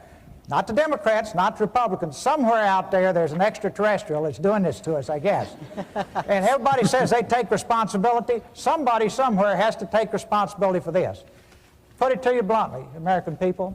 If you want me to be your president, we're going to face our problems. We'll deal with the problems. We'll solve our problems. We'll pay down our debt. We'll pass on the American dream to our children. And I will not leave our children a situation that they have today. When I was a boy, it took 2 generations to double the standard of living. Today, it will take 12 generations. Okay, our children will not see the American dream because of this debt that somebody somewhere dropped on us. You're all wonderful speakers, and I know you have lots more to add, but I've talked to this audience, and they have lots of questions on other topics. Can we move to another topic, please? We have one up here, I think. Yes, I'd like to address all the candidates with this question. The amount of time the candidates have spent in this campaign trashing their opponent's character and their programs is depressingly large. Why can't your discussions and proposals reflect the genuine complexity and the difficulty of the issues to try to build a consensus around the best aspects of all proposals? Who wants to take that one? Mr. Perot, you have an answer for everything, don't you? Go right ahead, sir. No, I don't have an answer for everything. But as you all know, I've been buying 30-minute segments to talk about issues. And tomorrow night on NBC from 10:30 to 11 Eastern, we're going to talk about how you pay the debt down. So we're going to come right down to that one. See, we'll be on again Saturday night, 8 to 9 o'clock on ABC. So, finally, I couldn't agree with you more. Couldn't agree with you more. And I have said again and again and again, let's get off mud wrestling, let's get off personalities, and let's talk about jobs, health care, crime, the things that concern the American people. I'm spending my money, not PAC money, not foreign money, my money, to take this message to the people. Thank you, Mr. Perot. So that seems directed. He would say it's you gentlemen that have been doing that. Mr. Clinton, Governor Clinton, President Bush, how would you like to respond? Well, first place, I believe that character is a part of being president. I think you have to look at it. I think that has to be a part of candidate for president or being president. In terms of programs, I've submitted, 4 different budgets to the United States Congress in great detail. They're so heavy they'd give you a, broken back. You can tell what and that symbol everything is on in that there tie says clip. what I am for. Now I've come out with a new agenda for America's renewal, a plan that I believe really will help stimulate the growth of this economy. My record on world affairs is pretty well known because I've been president for 4 years, so I feel I've been talking issues. Nobody likes who shot John, but I think the first negative campaign run in this election was by Governor Clinton. And I'm not going to sit there and be a punching bag. I'm going to stand up and say, hey, listen, here's my side of it. But character is an important part of the equation. The other night, Governor Clinton raised I don't know if you saw the debate the other night. Suffered through that. Well, he raised the question of my father. It was a good line, well rehearsed, and well delivered. But he raised the question of my father and said, well, your father, Prescott Bush, was against McCarthy. You should be ashamed of yourself, McCarthyism. I remember something my dad told me. I was 18-year-old, going to Penn Station to go on into the Navy. And he said, write your mother, which I faithfully did. He said, serve your country. My father was an honor, duty, and country man. And he said, tell the truth. And I've tried to do that in public life, all through it. And that says something about character. My argument with Governor Clinton, you can call it mud wrestling, but I think it's fair to put it in focus, is I am deeply troubled by someone who demonstrates and organizes demonstration in a foreign land when his country's at war. Probably a lot of kids here disagree with me, but that's what I feel. That's what I feel passionately about. I'm thinking of Ross Perot's running mate sitting in the jail. How would he feel about it? But maybe that's generational. I don't know. But the big argument I have with the governor on this is this taking different positions on different issues, trying to be one thing to one person here that's opposing the NAFTA agreement and then for it, what we call waffling. And I do think that you can't turn the White House into the Waffle House. You got to say what you're for, and you got to. Mr. President, I'm getting time cues. With all due respect, I don't I'm sorry. No, go ahead, Clinton. Carol. I get wound up because I feel. Yes, you do.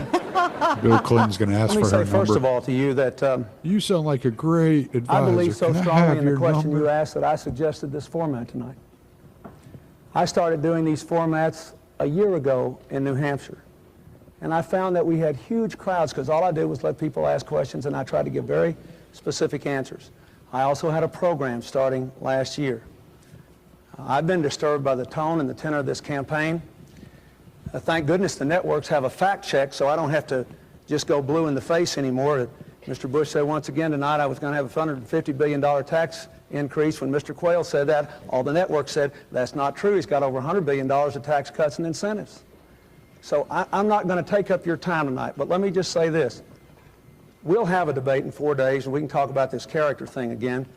The Washington Post ran a long editorial today saying they couldn't believe Mr. Bush was making character an issue, and they said he was the greatest, quote, political chameleon for changing his positions of all time. Now, I don't want to get into that. Wait a minute.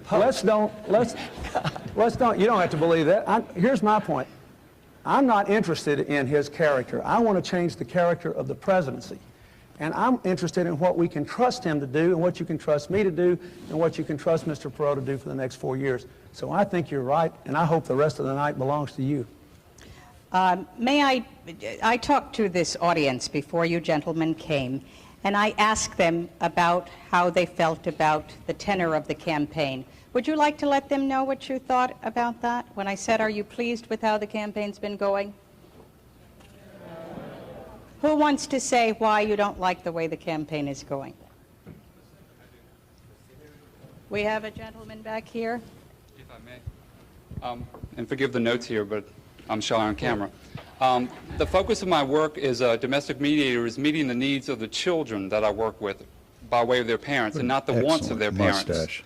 And I ask the three of you, how can we, as symbolically the children of the future president, expect the two of you, the three of you, to meet our needs, the needs in housing and crime and you name it, as opposed to the wants of your political spin doctors and your political parties?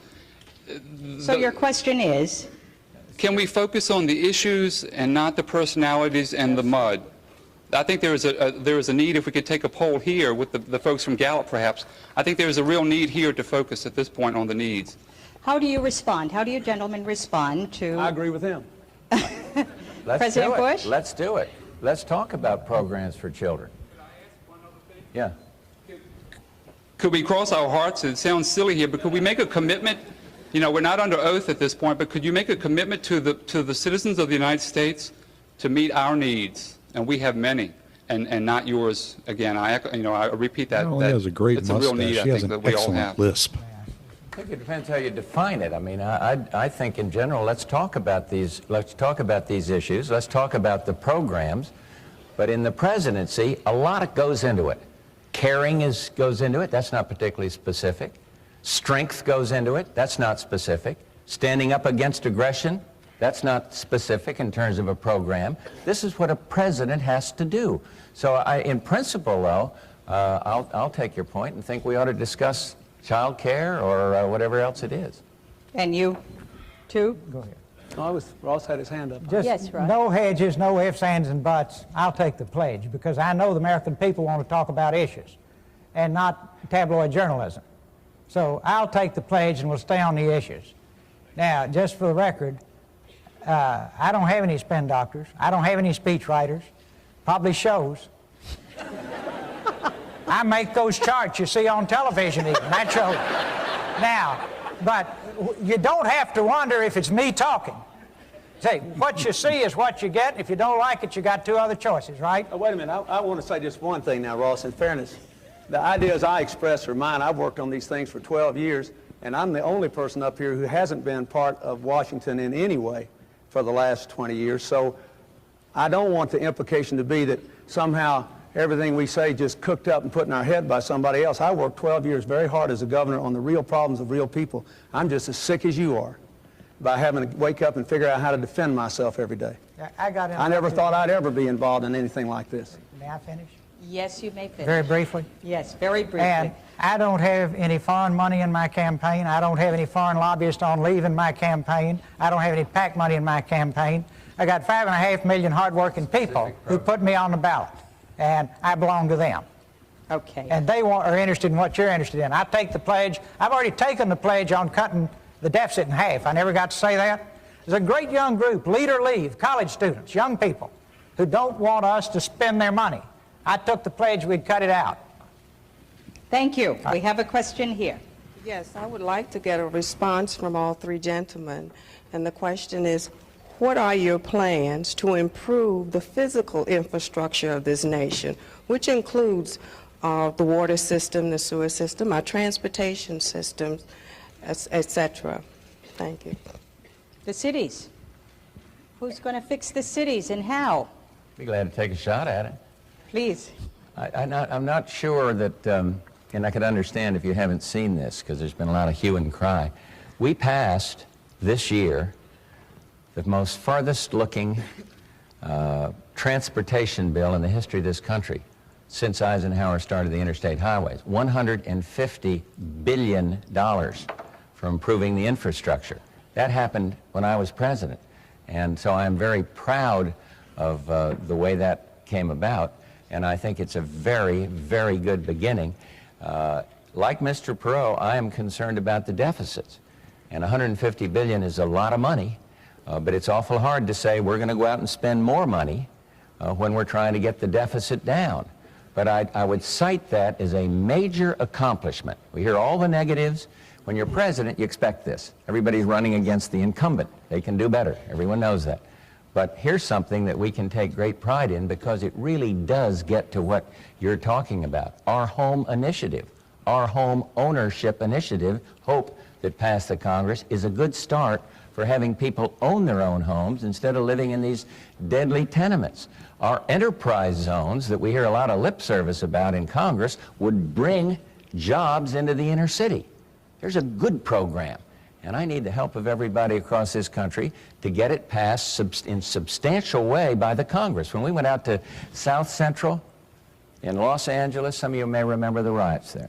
I went out there, I went to a boys club, and every one of them, the boys club leaders, the ministers, all of them were saying, pass enterprise zones. We go back to Washington, and very difficult to get it through the Congress, but there's going to be a new Congress. No one likes gridlock.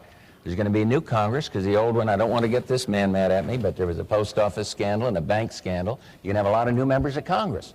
And then you can sit down and say, help me do what we should for the cities, help me pass these programs. Mr. President, aren't you threatening to veto the bill, the urban aid bill that included enterprise zones? Sure, but the problem is you get so many things included in a great big bill that you have to look at the overall good. That's the problem with our system. If you had a line item veto, you could knock out the pork, you could knock out the tax increases, and you could do what the people want, and that is create enterprise zones.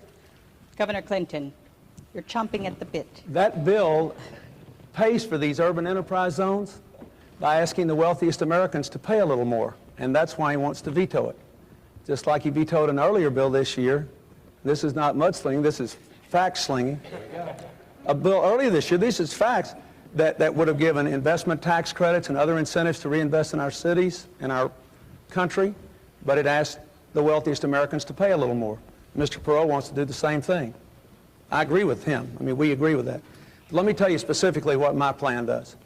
My plan would dedicate $20 billion a year in each of the next 4 years for investments in new transportation, communications, environmental cleanups, and new technologies for the 21st century. And we would target it especially in areas that have been either depressed or which have lost a lot of defense-related jobs. There are 200,000 people in California, for example, who've lost their defense-related jobs. They ought to be engaged in making high-speed rail. They ought to be engaged in breaking ground in other technologies, doing waste recycling, clean water technology, and things of that kind. We can create millions of jobs in these new technologies, more than we're going to lose in defense if we target it. But we're investing a much smaller percentage of our income in the things you just asked about than all of our major competitors. And our wealth growth is going down as a result of it. It's making the country poorer, which is why I answered the gentleman the way I did before. We have to both bring down the deficit and get our economy going through these kinds of investments in order to get the kind of wealth and jobs and incomes we need in America. Mr. Perot, what about your plans for the cities? You want to tackle the economy and the deficit first. First, you got to have money to pay for these things. So you've got to create jobs. There are all kinds of ways to create jobs in the inner city. Now, I'm not a politician, but I think I could go to Washington in a week and get everybody holding hands and get this bill signed, because I talked to the Democratic leaders and they want it. I talked to Republican leaders and they want it. But since they are bred from childhood to fight with one another rather than get results, you know, I would be glad to drop out and spend a little time and see if we couldn't build some bridges. Now, results is what counts. The president can't order Congress around. Congress can't order the president around. That's not bad for a guy that's never been there, right? But you have to work together. Now, I have talked to the chairman of the committees that want this. They're Democrats. The president wants it, but we can't get it because we sit here in gridlock because it's a campaign year. We didn't fund a lot of other things this year, like the savings and loan mess. That's another story that we're going to pay a big price for right after the election. Right. The facts are, though, the facts are, the American people are hurting. These people are hurting in the inner cities. We're shipping the low-paying, quote, low-paying jobs overseas. What are low-paying jobs? Textiles, shoes, things like that we say are yesterday's industries. They're tomorrow's industries in the inner city. Let me say, in my case, if I'm out of work, I'll cut grass tomorrow to take care of my family. I'll be happy to make shoes. I'll be happy to make clothing. I'll make sausage. You just give me a job. Put those jobs in the inner cities instead of doing diplomatic deals and shipping them to China where prison labor does the work. Mr. Perot, everybody thought you won the first debate because you were plain speaking and you made it sound oh so simple. We'll just do it. What makes you think that you're going to be able to get the Democrats and Republicans together any better than these guys? If you ask me if I could fly a fighter plane or be an astronaut, I can't. I've spent my life creating jobs. It's something I know how to do. And very simply, in the inner city, they're starved. See, small businesses is the way to jumpstart the inner city. Not Are you answering my question? You want jobs in the inner city? Do you want jobs in the inner city? Is that no, your I want you to tell me how you're going to be able to get the Republicans and Democrats in Congress to work together better than these two gentlemen. I've listened to both sides, and if they would talk to one another instead of throwing rocks, I think we could get a lot done. And among other things, I would say, okay, over here in this Senate committee, to the chairman who is anxious to get this bill passed, to the president who's anxious, I'd say rather than just yelling at one another, why don't we find out where we're apart, try to get together, get the bill passed, and give the people the benefits and not play party politics right now. And I think the press would follow that so closely that probably they would get it done. That's the way I would do it. I doubt if they'll give me the chance, but I will drop everything and go work on it. Okay, I have a question here. My question was originally for Governor Clinton, but I think I would welcome a response from all three candidates. As you are aware, crime is rampant in our cities. And in the Richmond area, and I'm sure it's happened elsewhere, 12-year-olds are carrying guns to school. And I'm sure when our founding fathers wrote the Constitution, they did not mean for the right to bear arms to apply to 12-year-olds. So I'm asking, where do you stand on gun control, and what do you plan to do about it? Governor Clinton. I support the right to keep and bear arms. I live in a state where over half the adults have hunting and fishing licenses or both. But I believe we have to have some way of checking handguns before they're sold, to check the criminal history, the mental health history, and the age of people who are buying them.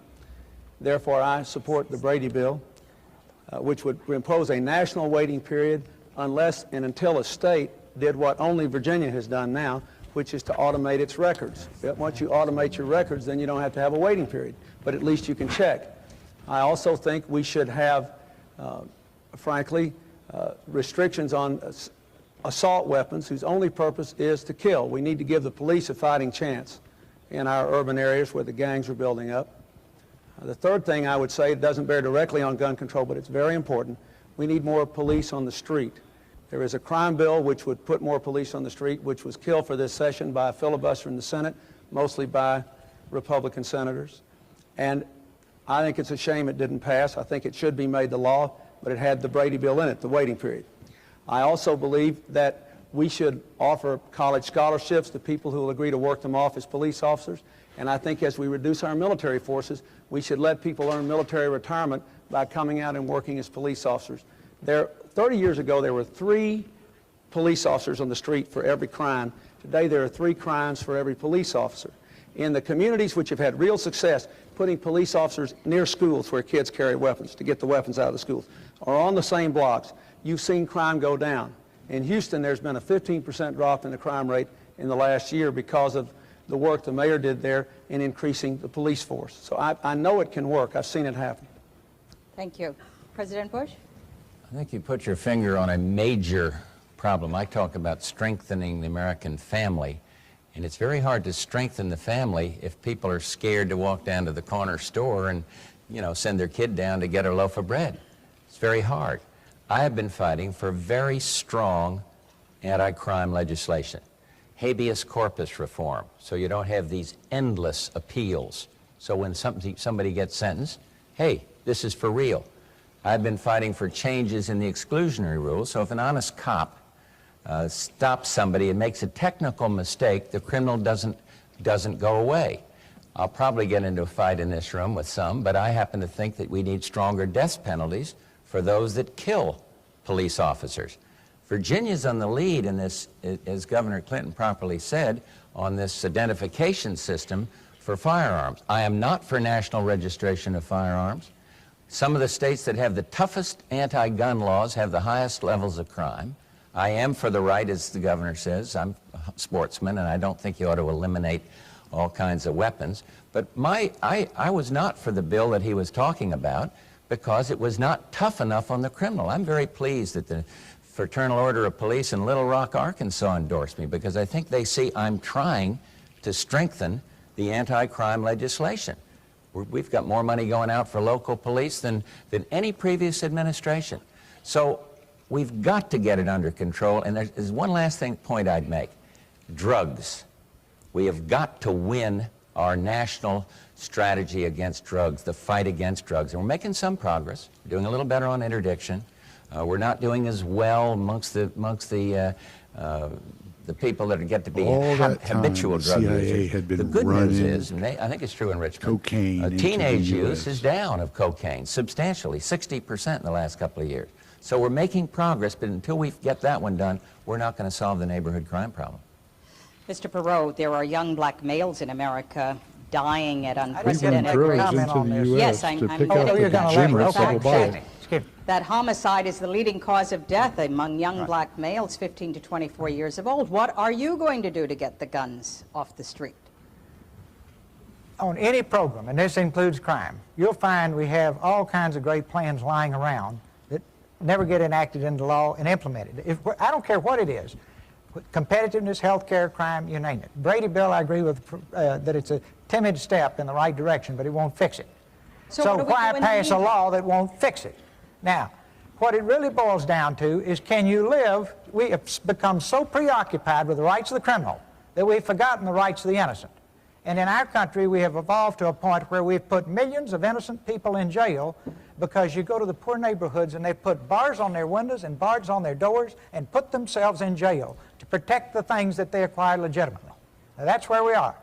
We have got to become more concerned about people who play by the rules and get the balance we require. This is going to take, first, building a consensus at grassroots America. Right from the bottom up, the American people have got to say they want it.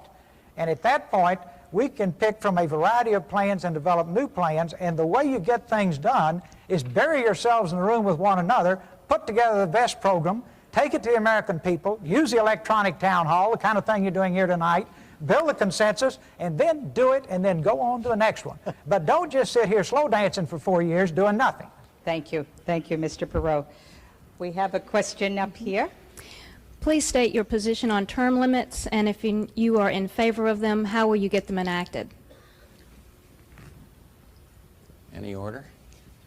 I'd be glad to respond. Thank you. I strongly support term limits for members of the United States Congress. I believe it would return the government closer to the people, in the way that Ross Perot is talking about. The president's terms are limited to 2, total of 8 years. What's wrong with limiting the terms of members of Congress to 12? Congress has gotten kind of institutionalized. For 38 years, one party has controlled the House of Representatives, and the result, sorry little post office that can't do anything right, and a bank that has more overdrafts than all the Chase Bank and Citibank put together. We've got to do something about it, and I think you get a certain arrogance, bureaucratic arrogance, if people stay there too long. And so I strongly favor term limits. And how to get them passed? Send us some people that'll pass the idea. And I think you will. I think the American people want it now. Every place I go, I talk about it, and I think they want it done. Actually, you'd have to have some amendments to the Constitution because of the way the Constitution reads. Thank you. Governor Clinton. I know they're popular, but I'm against them. I'll tell you why. I believe, number one, it would pose a real problem for a lot of smaller states in the Congress. It would have enough trouble now making sure their interests are heard. Number two, I think it would increase the influence of unelected staff members in the Congress who have too much influence already. I want to cut the size of the congressional staffs, but I think you're going to have too much influence there with people who were never elected, who have lots of expertise. Number three, if the people really have a mind to change, they can. You're going to have 120 to 150 new members of Congress. Now, let me tell you what I favor instead. I favor strict controls on how much you can spend running for Congress, strict limits on political action committees, requirements that people running for Congress appear in open public debates like we're doing now. If you did that, you could take away the incumbent's advantage, because challengers like me would have a chance to run against incumbents like him for House races and Senate races, and then the voters could make up their own mind without being subject to an unfair fight. So that's how I feel about it, and I think if we had the right kind of campaign reform, we'd get the changes you want. Mr. Perot, would you like to address term limitations? Yes. Let me do it first on a personal level. If the American people send me up to do this job, I intend to be there one term. I do not intend to spend 1 minute of one day thinking about re-election. And as a matter of principle, and my situation is unique and I understand it, I would take absolutely no compensation. I go as their servant. Now, I have set as strong an example as I can. Then at that point, when we sit down over at Capitol Hill, tomorrow night I'm going to be talking about government reform. It's a long subject. You wouldn't let me finish tonight. If you want to hear it, you get it tomorrow night. But the point is, sorry, just a little silly. If you're here tomorrow night. But we have got to reform government. If you put term limits in and don't reform government, you won't get the benefits you thought. It takes both. So we need to do the reforms and the term limits, and after we reform it, it won't be a lifetime career opportunity. Good people will go serve and then go back to their homes and not become foreign lobbyists and cash in at $30,000 a month and then take time off to run some president's campaign. They're all nice people, they're just in a bad system. I don't think they're any villains, but boy, is the system rotten. Thank you very much. We have a question over here. I'd like to ask Governor Clinton, do you attribute the rising costs of health care to the medical profession itself, or do you think the problem lies elsewhere? And what specific proposals do you have to tackle this problem? I think I would like to get your number, young lady. I've had more people talk to me about their health care problems, I guess, than anything else. All across America, you know, people who've lost their jobs, lost their businesses, had to give up their jobs because of sick children. And so let me try to answer you in this way. Let's start with a premise. We spend 30% more of our income than any nation on earth on health care, and yet we insure fewer people. We have 35 million people without any insurance at all, and I see them all the time. 100,000 Americans a month have lost their health insurance just in the last 4 years. So if you analyze where we're out of line with other countries, you come up with the following conclusions. Number one, we spend at least $60 billion a year on insurance, administrative costs, bureaucracy, and government regulation that wouldn't be spent in any other nation. So we have to have, in my judgment, a drastic simplification of the basic health insurance policies of this country. Be very comprehensive for everybody. Employers would cover their employees, government would cover the unemployed. Number two, I think you have to take on specifically the insurance companies and require them to make some significant change in the way they rate people into big community pools. I think you have to tell the pharmaceutical companies they can't keep raising drug prices at 3 times the rate of inflation. I think you have to take on medical fraud. I think you have to help doctors stop practicing defensive medicine. I've recommended that our doctors be given a set of national practice guidelines, and that if they follow those guidelines, that raises the presumption that they didn't do anything wrong. I think you have to have a system of primary and preventive clinics in our inner cities and our rural areas so people can have access to health care. The key is to control the cost and maintain the quality. To do that, you need a system of managed competition where all of us are covered in big groups and we can choose our doctors and our hospitals across a wide range, but there is an incentive to control costs. And I think there has to be, I think Mr. Perot and I agree on this, there has to be a national commission of healthcare providers and healthcare consumers that sets ceilings to keep health costs in line with inflation plus population growth. Now let me say, some people say we can't do this, but Hawaii does it. They cover 98% of their people, and their insurance premiums are much cheaper than the rest of America.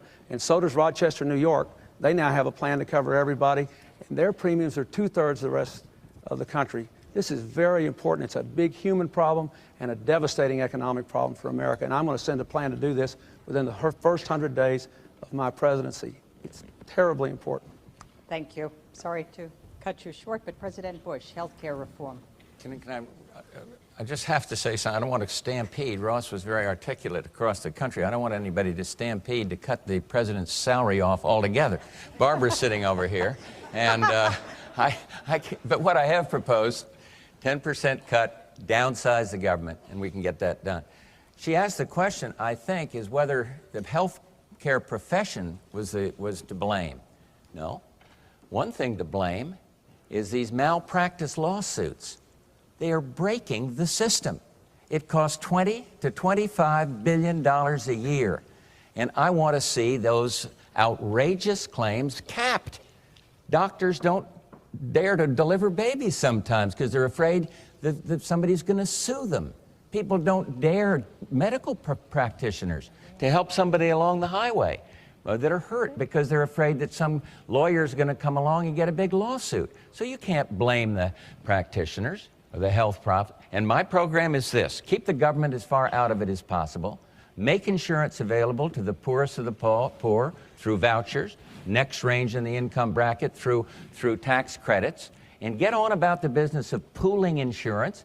A great big company can buy, Ross got a good-sized company, been very successful. He can buy insurance cheaper than mom and pop store on the corner.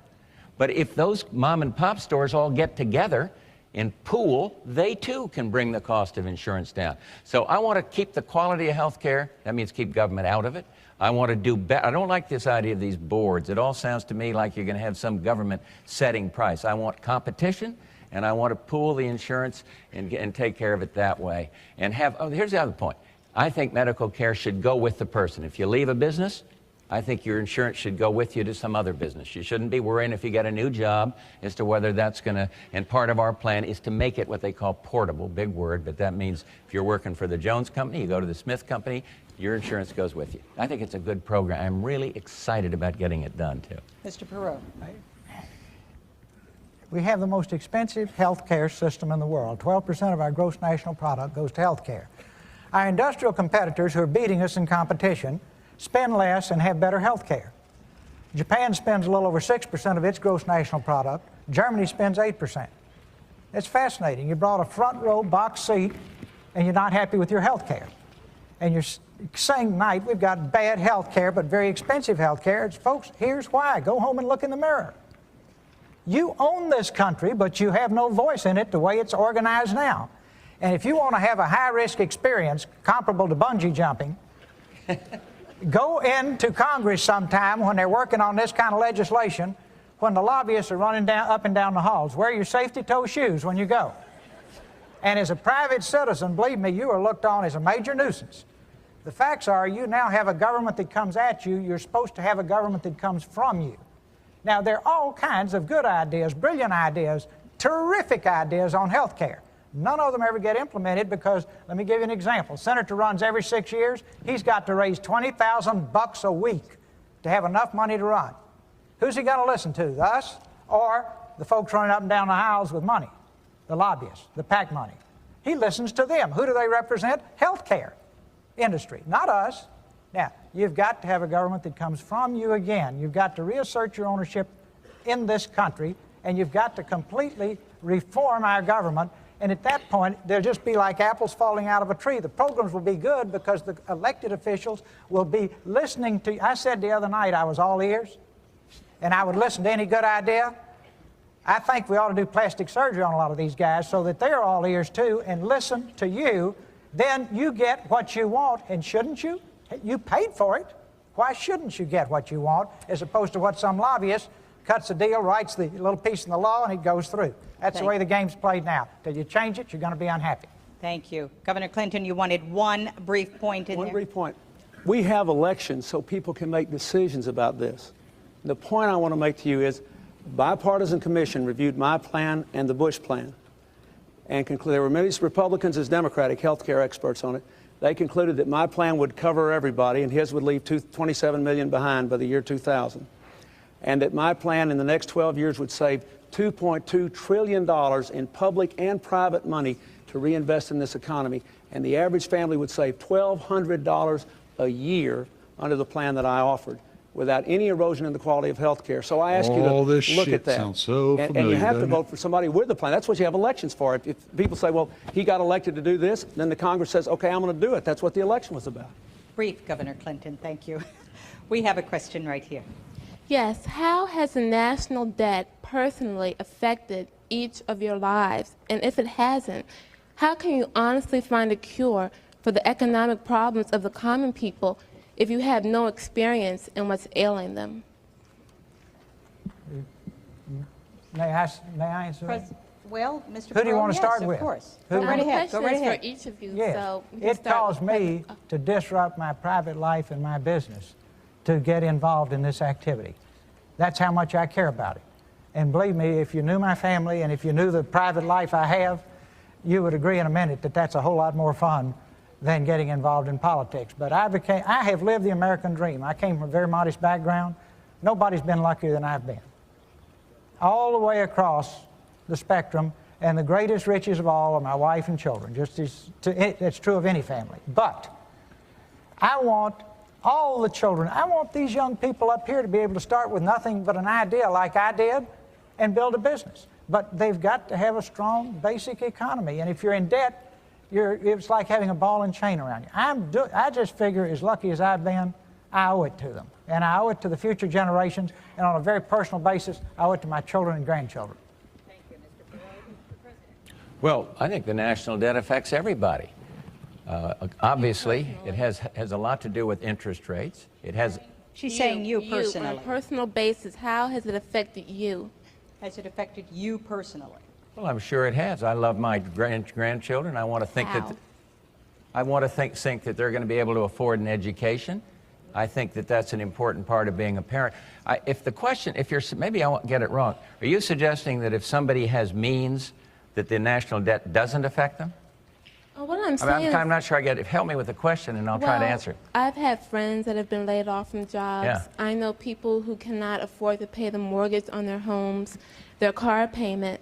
I have personal problems with the national debt, but how has it affected you? And if you have no experience in it, how can you help us if you don't know what we're feeling? I think she means more the recession, the economic problems today the country faces, rather than the deficit. You ought to be in the White House for a day and hear what I hear and see what I see and read the mail I read and touch the people that I touch from time to time. I was in the Lomax AME Church.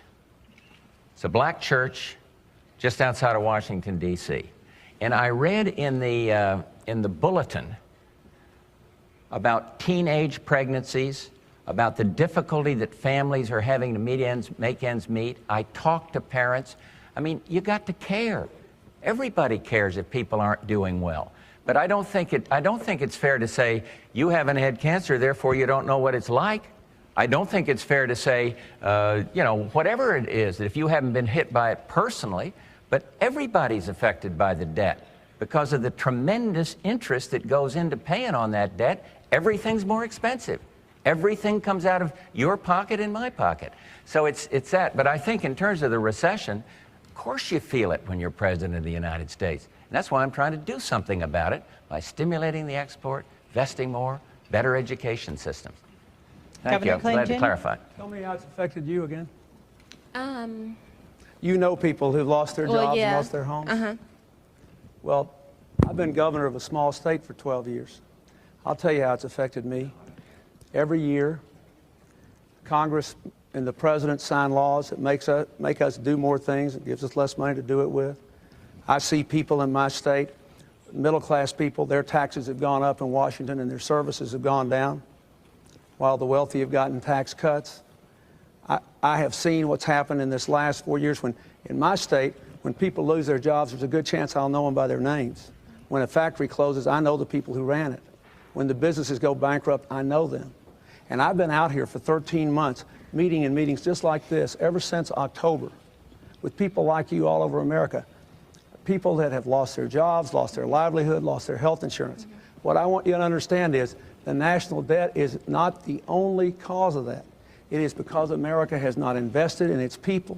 It is because we have not grown. It is because we've had 12 years of trickle-down economics.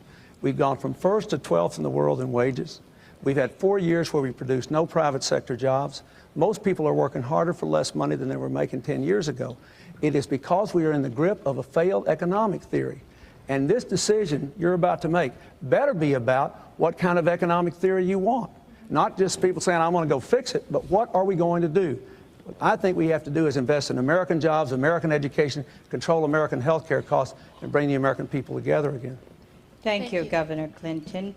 We are a little more than halfway through this program, and I'm glad that we're getting the diversity of questions that we are. And I don't want to forget these folks on the wings over here, so let's go over here. Do you have a question? Yes, I do. My name is Ben Smith.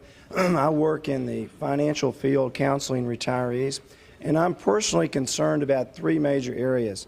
One is the Social Security Administration, or trust fund, is projected to be insolvent by the year 2036. And we funded the trust fund with IOUs in the form of treasury bonds. The Pension Guarantee Fund, which backs up our private retirement plans for retirees, is projected to be bankrupt by the year 2026, not to mention the cutbacks by private companies. And Medicare is projected to be bankrupt maybe as soon as 1997. And I would like from each of you a specific response as to what you intend to do for retirees relative to these issues, not generalities but specifics, because I think they're very disturbing issues. President Bush, may we start with you? Well, the Social Security, you're an expert, and I could, I'm sure, learn from you the details of the Pension Guarantee Fund and the Social Security Fund. The Social Security system was fixed about 5 years, and I think it's projected out to be sound beyond that. So at least we have time to work with it. But on all of these things, a sound economy is the only way to get it going. Growth in the economy is going to add to the overall prosperity and wealth. I can't give you a specific answer on Pension Guarantee Fund. All I know is that we have firm government credit to guarantee the pensions.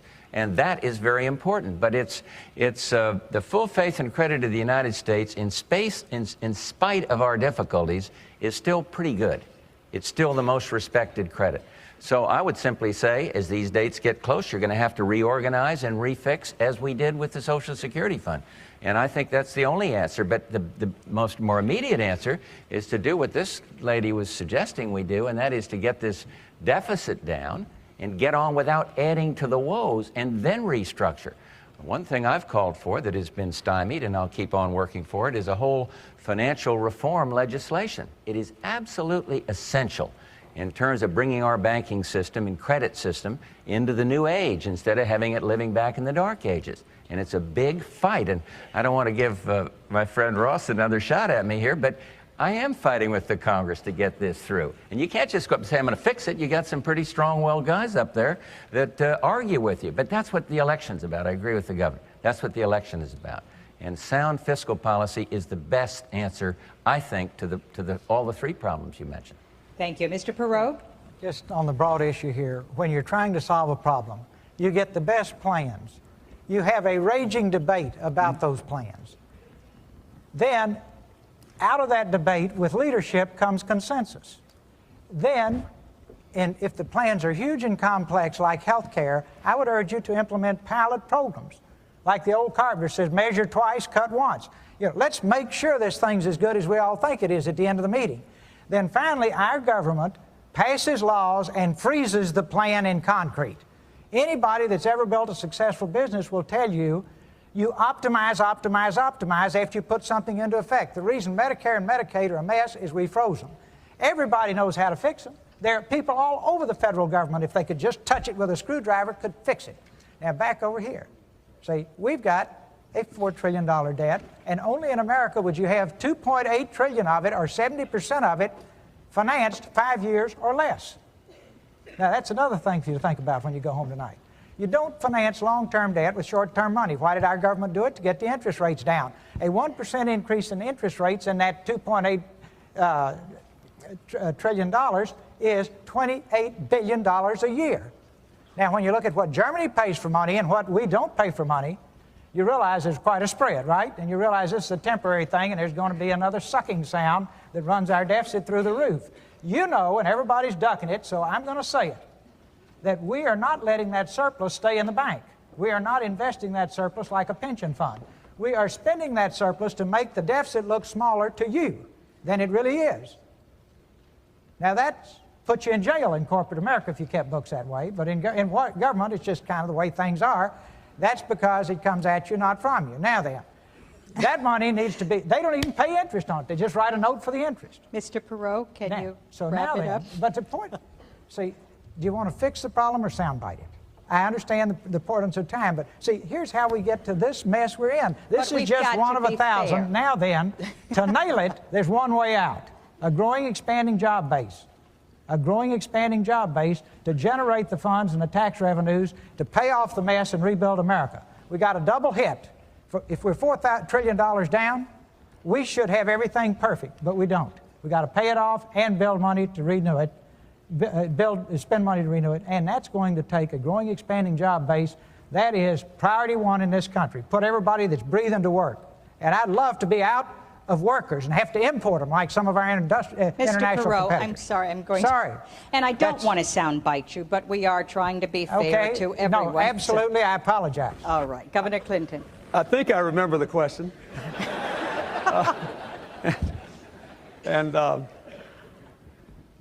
Let me say, first of all, I want to answer your specific question, but first of all, we all agree that there should be a growing economy. What you have to decide is who's got the best economic plan. And we all have ideas out there, and Mr. Bush has a record. So I don't want you to read my lips, and I sure don't want you to read his. I do hope you will read our plans. Now, specifically, one, on Medicare, it is not true that everyone knows how to fix it. There are different ideas. The Bush plan, the Perot plan, the Clinton, we have different ideas. I am convinced, having studied health care for a year hard and talking to hundreds and hundreds of people all across America, that you cannot control the cost of Medicare until you control the cost of private health care and public health care with managed competition, ceiling on cost, and radical reorganization of the insurance markets. You've got to do that. We've got to get those costs down. Number two, with regard to Social Security, that program, a lot of you may not know this, it produces a $70 billion surplus a year. Social Security is in surplus, $70 billion. 6 increases in the payroll tax. That means people with incomes of $51,000 a year or less pay a disproportionately high share of the federal tax burden, which is why I want some middle class tax relief. What do we have to do? By the time the century turns, we have got to have our deficit under control. We have to work out of so that surplus is building up so when the baby boomers like me retire, we're okay. Number three, on the pension funds, I don't know as much about it, but I will say this. What I would do is to bring in the pension experts of the country, take a look at it, and strengthen the pension requirements further, because it's not just enough to have the guarantee. We had a guarantee on the S&Ls, right? We had a guarantee, and what happened? You picked up a $500 billion bill because of the dumb way the federal government deregulated it. So I think we are going to have to change and strengthen the pension requirements on private retirement plans. Thank you. I think we have a question here on international affairs, hopefully. We've come to a position where we're in a new world order, and I'd like to know what the candidates feel our position is in this new world order and what our responsibilities are as a superpower. Mr. President? Well, we have come to that position. Since I became president, 43, 44 countries have gone democratic. No longer totalitarian, no longer living under dictatorship or communist rule. This is exciting. This is New World Order to me means freedom and democracy. I think we will have a continuing responsibility as the only remaining superpower to stay involved. If we pull back in some isolation and say we don't have to do our share or more than our share anymore, I believe you're going to just ask for conflagration that we'll get involved in the future. NATO, for example, has kept the peace for many, many years. And I want to see us keep fully staffed in NATO, so we'll continue to guarantee the peace in Europe. But the exciting thing is the fear of nuclear war is down, and you hear all the bad stuff that's happened on my watch. I hope people will recognize that this is something pretty good for mankind. I hope they'll think it's good that democracy and freedom is on the move. And we're going to stay engaged, as long as I'm president, working to improve things. You know, it's so easy now to say, hey, cut out foreign aid, we got a problem at home. I think the United States has to still have the Statue of Liberty as a symbol, caring for others. We're right this very minute, we're sending supplies in to help these little starving kids in Somalia. We're trying to it's the United States that's taken the lead in humanitarian aid into Bosnia. We're doing this all around the world. And yes, we got problems at home. And I think I got a good plan to help fix those problems at home. But because of our leadership, because we didn't listen to the nuclear freeze group, do you remember? Freeze it back in about the late 70s. Freeze, don't touch it. We're going to lock it in now or else we'll have war. President Reagan said, no, peace through strength. It worked. The Soviet Union is no more, and now we're working to help them become totally democratic through the Freedom Support Act that I led on. A great Democratic ambassador, Bob Strauss over there, Jim Baker, all of us got this thing passed through cooperation, Ross. It worked with cooperation, and you're for that, I'm sure, helping Russia become democratic. So the New World Order to me means freedom and democracy, Keep engaged. Do not pull back into isolation. And we are the United States, and we have a responsibility to lead and to guarantee the security. If it hadn't been for us, Saddam Hussein would be sitting on top of 3/5 of the oil supply of the world, and he'd have nuclear weapons. And only the United States could do that. Excuse me, Carol. Thank you. Mr. Perot. Well, it's cost-effective to help Russia succeed in its revolution. It's pennies on the dollar compared to going back to the Cold War. Russia's still very unstable. They could go back to square one and worse. There's still, all the nuclear weapons are not dismantled. I'm particularly concerned about the intercontinental weapons, the ones that can hit us. We've got agreements, but they're still there. With all this instability and breaking into republics, and all the Middle Eastern countries going over there and shopping for weapons, we've got our work cut out for us. So we need to stay right on top of that and constructively help them move toward democracy and capitalism. We have to have money to do that. We have to have our people at work. See, for 45 years we were preoccupied with the Red Army. I suggest now that our #1 preoccupation is red ink in our country. And we've got to put our people back to work so that we can afford to do these things we want to do in Russia. We cannot be the policeman for the world any longer. We spend $300 billion a year defending the world. Germany and Japan spend around $30 billion apiece. It's neat. If I can get you to defend me and I can spend all my money building industry, that's a home run for me.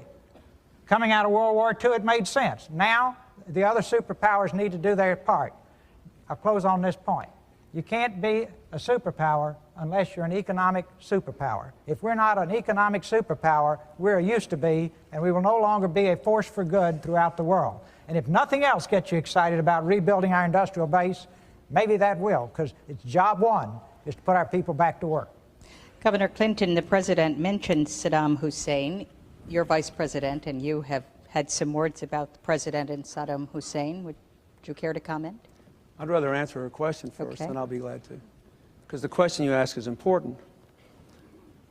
The end of the Cold War brings an incredible Ma'am, do opportunity you have for a change. sister? Winds of Because freedom 2 blowing around the 5s world. make it 10. Russia demilitarizing.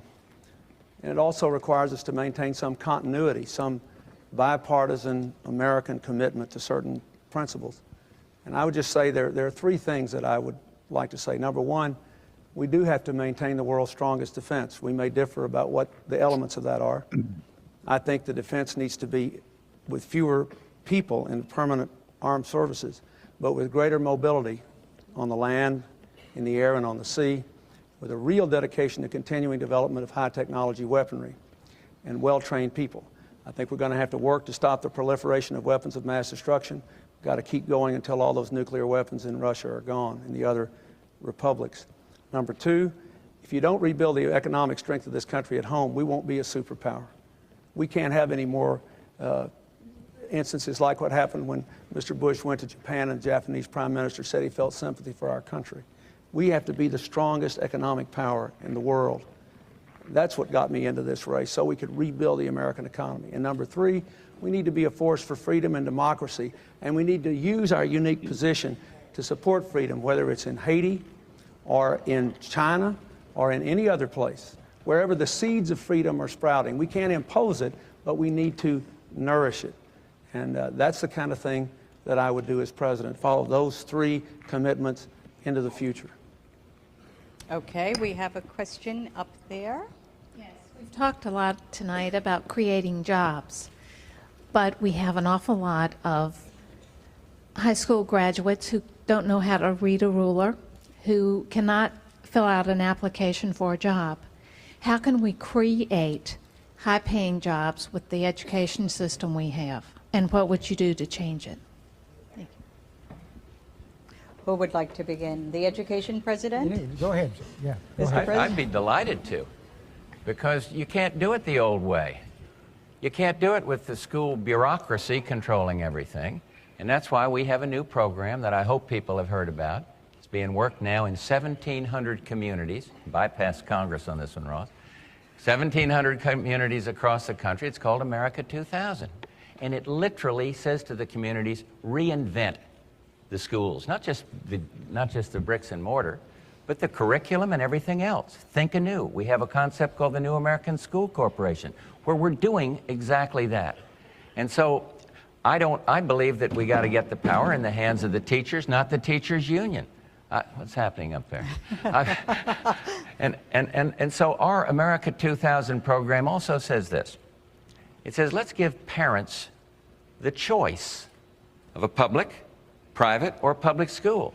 Public, private, or religious school. And it works. It works in Milwaukee. Democratic woman up there taking the lead in this, the mayor up there on the program. And the schools that are not chosen are improved. Competition does that. So we've got to innovate through school choice. We've got to innovate through this America 2000 program. But she is absolutely right. The programs that we've been trying where you control everything and mandate it from Washington don't work. The governors, and I believe Governor Clinton was in on this, but maybe I don't want to invoke him here, but they come to me and they say, please get the Congress to stop passing so many mandates telling us how to control things. We know better how to do it in California or Texas or wherever it is. So this is what our program is all about, and I believe you're right on to something, that if we don't change the education, we're not going to be able to compete. Federal funding for education is up substantially. Pell Grants are up, but it isn't going to get the job done if we don't change K through 12. Governor Clinton? First of all, let me say that I've spent more of my time in life on this in the last 12 years than any other issue. 70% of my state's money goes to public schools, and I was really honored when Time magazine said that our schools had shown more improvement than any other state in the country except one other. They named 2 states showing real strides forward in the 80s. So I care a lot about this, and I spent countless hours in schools. But let me start with what you said. I agree with some of what Mr. Bush said, but it's nowhere near enough. We live in a world where what you earn depends on what you can learn, where the average 18-year-old will change jobs 8 times in a lifetime, and where none of us can promise any of you that what you now do for a living is absolutely safe from now on. Nobody running can promise that. There's too much change in the world. So what should we do?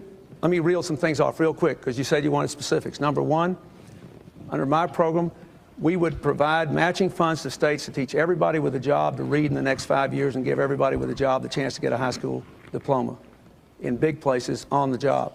Number two, we would provide 2-year apprenticeship programs to high school graduates who don't go to college, and community colleges are on the job.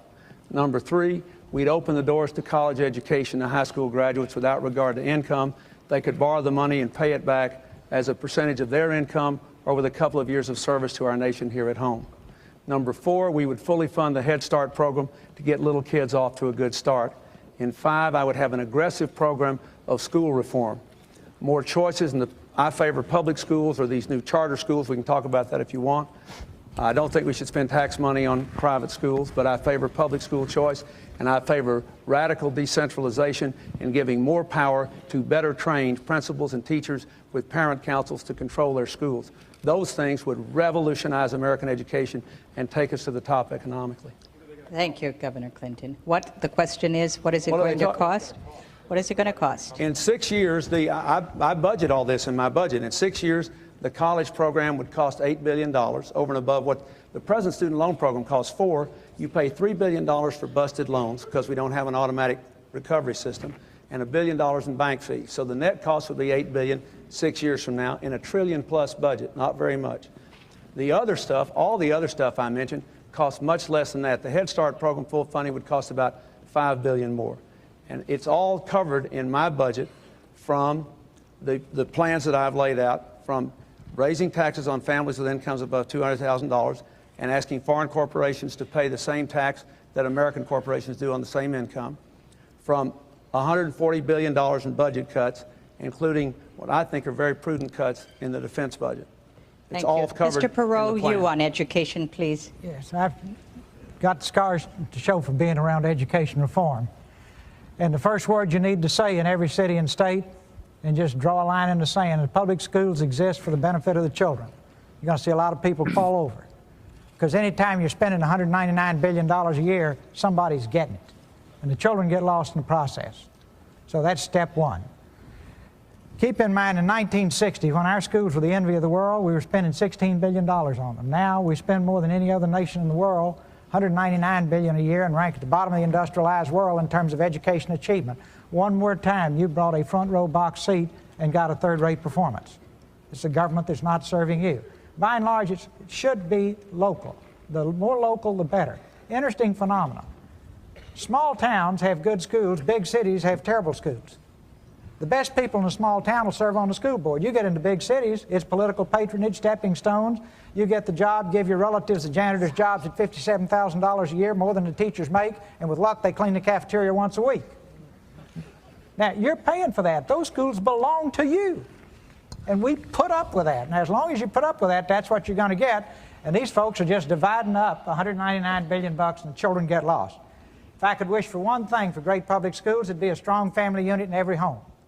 Nothing will ever replace that. You say, well, gee, what are you going to do about that? Well, the White House is a bully pulpit, and I think we ought to be pounding on the table every day. There's nothing, the most efficient unit of government the world will ever know is a strong, loving family unit. Next thing, you need small schools, not big schools. A little school, everybody's somebody. Individualism is very important. These big factories, everybody told me they were cost effective. I did a study on it. They're cost ineffective. 5,000 students. Why is a high school that big? One reason. Sooner or later, we get 11 more boys that can run like the devil, that weigh 250 pounds, and they might win district. Now, that has nothing to do with learning. Secondly, across Texas, typically half the school day was non-academic pursuits. In one place, it was 35%. In Texas, you could have unlimited absences to go to livestock shows. Found a boy, excuse me, but this gives the flavor. Boy in Houston kept a chicken in the bathtub in downtown Houston. Missed 65 days going to livestock shows. Finally had to come back to school. The chicken lost his feathers. That's the only way we got him back. Now, that's your tax money being wasted. Now, neighborhood schools. It is terrible to bus tiny little children across town. And it is particularly terrible to take poor, tiny little children and wait until the first grade and bus them across town to Mars, where the children know their numbers, know their letters, have had every advantage at the end of the first day that little child wants out. I'll close on this. We've got to have world-class teachers, world-class books. If you ever got close to how textbooks were selected, you wouldn't want to go back the second day. I don't have time to tell you the stories. No, you don't. Finally. But if we don't fix this, you're right. We can't have the industries of tomorrow unless we have the best educated workforce. And here you've got, for the disadvantaged children, you've got to have early childhood development, cheapest money you'll ever spend. First contact should be with the mother when she's pregnant. That little child needs to be loved and hugged and nurtured and made to feel special, like your children were. They learn to think well or poorly themselves in the first 18 months. Thank you, and within the first few years, they either learn how to learn or don't learn how to learn. And if they don't, they wind up in prison. And it costs more to keep them in prison than it does to send them to Harvard. I rest my case. Thank you. President Bush, you wanted to add something. I just had a word of clarification because of something Governor Clinton said. My school choice program, GI Bill for Kids, does not take public money and give it to private schools. It does what the GI Bill itself did when I came out of World War II. It takes public money and gives it to families or individuals to choose the school they want. And where it's been done, those schools, like in Rochester, those schools that weren't chosen, find that they then compete and do better. So I think it's worth a shot. We've got a pilot program. It ought to be tried. School choice, public, private, or religious, not to the schools, but to, 46% of the teachers in Chicago, public school teachers, send their kids to private school. Now, I think we ought to try to help families and see if it will do what I think, make all schools better. I just want to mention, if I could, just two Very other things. briefly. Very briefly. Involving the parents in the preschool education of their kids, even if they're poor and uneducated, can make a huge difference. We have a big program in my state that teaches mothers or fathers to teach their kids to get ready for school. It's the most successful thing we've ever done. Just a fact clarification real quickly. We do not spend a higher percentage of our income on public education than every other country. There are 9 countries that spend more than we do on public education. We spend more on education because we spend so much more on colleges.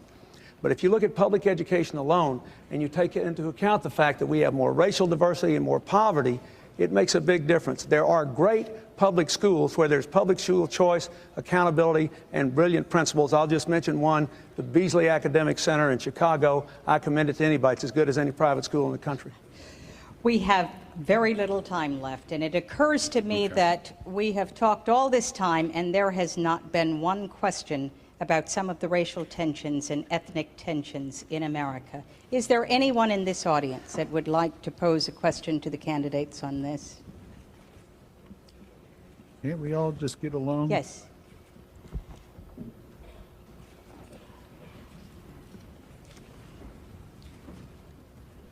After this, we're going to watch the What I'd beating like of to Rodney know, King. and this is to any of the three of you, is aside from the recent accomplishments of your party, aside from those accomplishments in racial representation, and without citing any of your current appointments or successful elections, when do you estimate your party will both nominate and elect an Afro-American and female ticket to the presidency of the United States?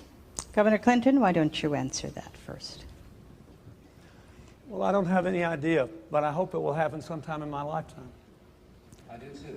I believe that this country is electing more and more African Americans and Latinos and Asian Americans who are representing districts that are themselves not necessarily of a majority of their race. The American people are beginning to vote across racial lines, and I hope it will happen more and more. More and more women are being elected. Look at all these women Senate candidates we have here.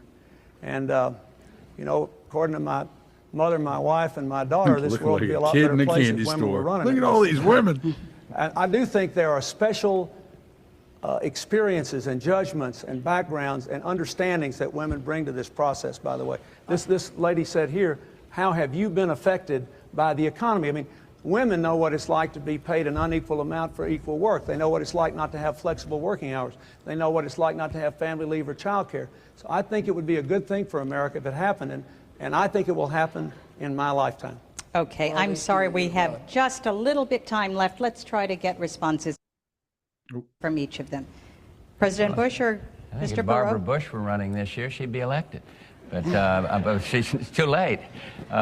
You don't want us to mention appointees, but when you see the quality of people in our administration, see how Colin Powell performed, I say administration, he's in.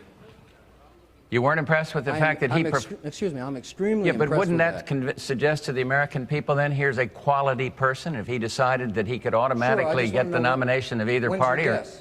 Huh? I'm totally impressed with that. I just want to know when's your guess Oh, for I when? see. You mean time? Yeah. I don't know. Starting after 4 years.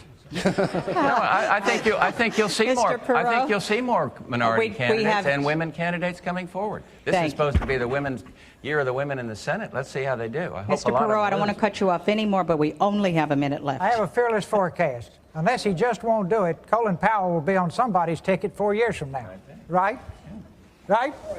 Hey, you wanted, that's it, 4 years. How about a woman? Now, if he won't be, General Waller would be a concern. Now, you say, why do you keep picking military people? These are people that I just happen to know and have a high regard for. I'm sure there are hundreds of others. How about Dr. Lou Sullivan? Absolutely. Yeah, good man. Absolutely. What about a woman? Well, I told you, my candidate's back there. Okay, I can think of many. Many? Absolutely. When? All right, how about Sandra Day O'Connor as an example? Dr. Bernadine Healy. Good. National Institute of Health. All right, I'll yield the floor. Name some more. Thank you. Thank you. I want to apologize to our audience because there were 209 people here and there were 209 questions. We only got to a fraction of them, and I'm sorry to those of you that didn't get to ask your questions, but we must move to the conclusion of the program. It is time now for the 2-minute closing statements, and by prior agreement, President Bush will go first. May I ask for an exception, because I think we owe Carol Simpson. Anybody can stand in between these three characters here and get the job done. We owe her a round of applause. So, but don't take it out of my time. That's right. I feel strongly about it, but I don't want it to come out of my time. No, but let me just say to the American people, in 2.5 weeks, we're going to choose who should sit in this Oval Office, who to lead the economic recovery, who to be the leader of the free world, who to get the deficit down. 3 ways to do that. One is to raise taxes.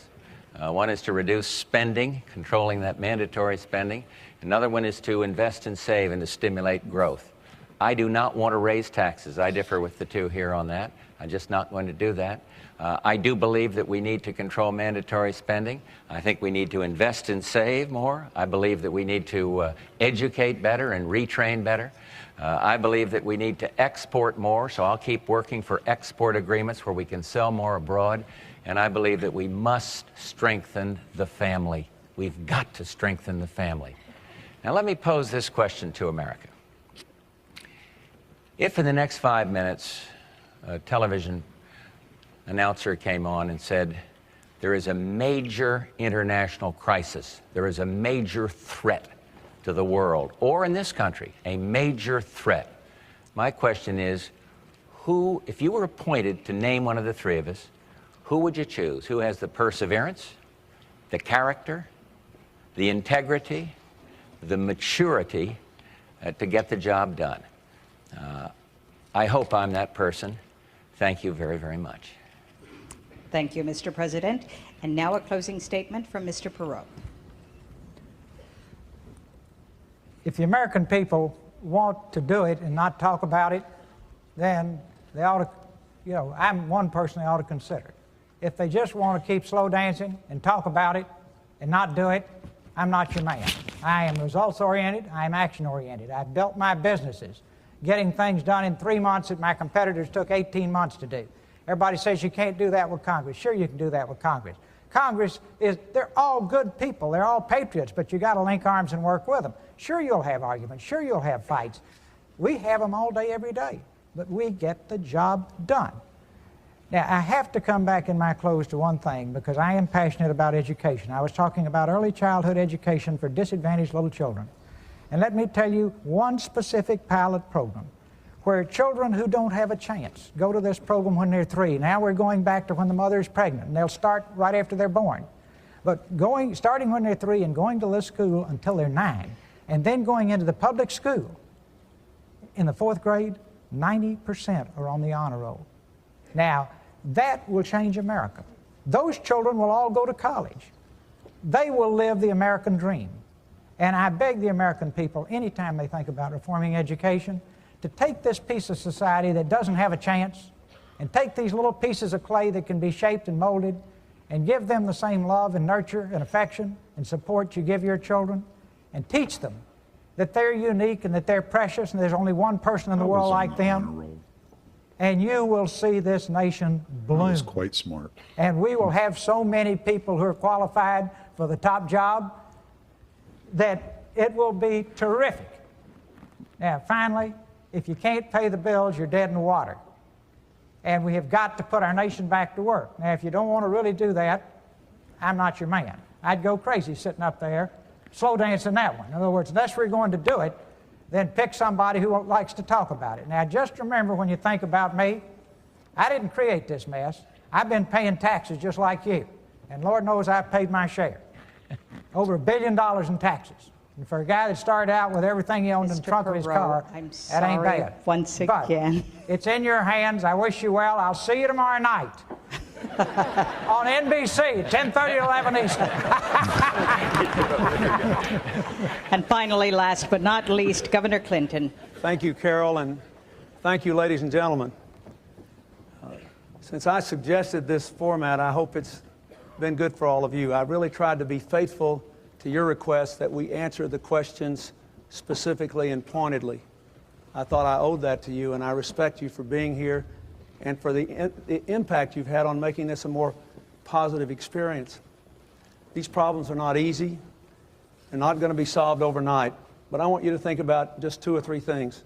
First of all, the people of my state have let me be their governor for 12 years because I made commitments to 2 things: more jobs and better schools.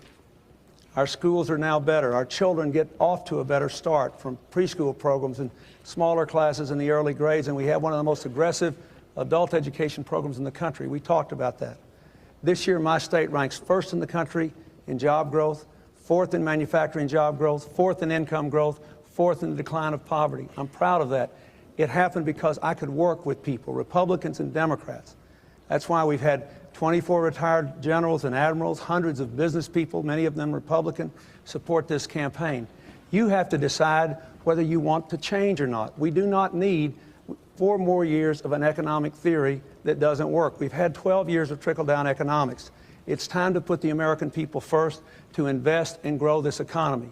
I'm the only person here who's ever balanced the government budget, and I've presented 12 of them and cut spending repeatedly.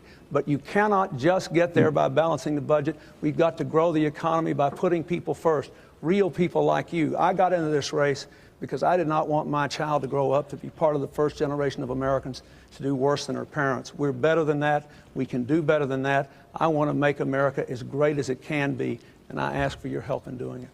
Thank you very much. Thank you, Governor Clinton. Ladies and gentlemen, this concludes the debate sponsored by the Bipartisan Commission on Presidential Debates. All right.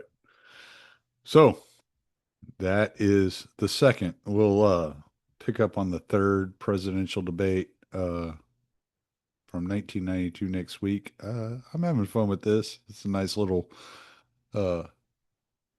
history lesson for us all. And tomorrow, records 26 through 30, I believe, is where we're at. So we will talk to you later.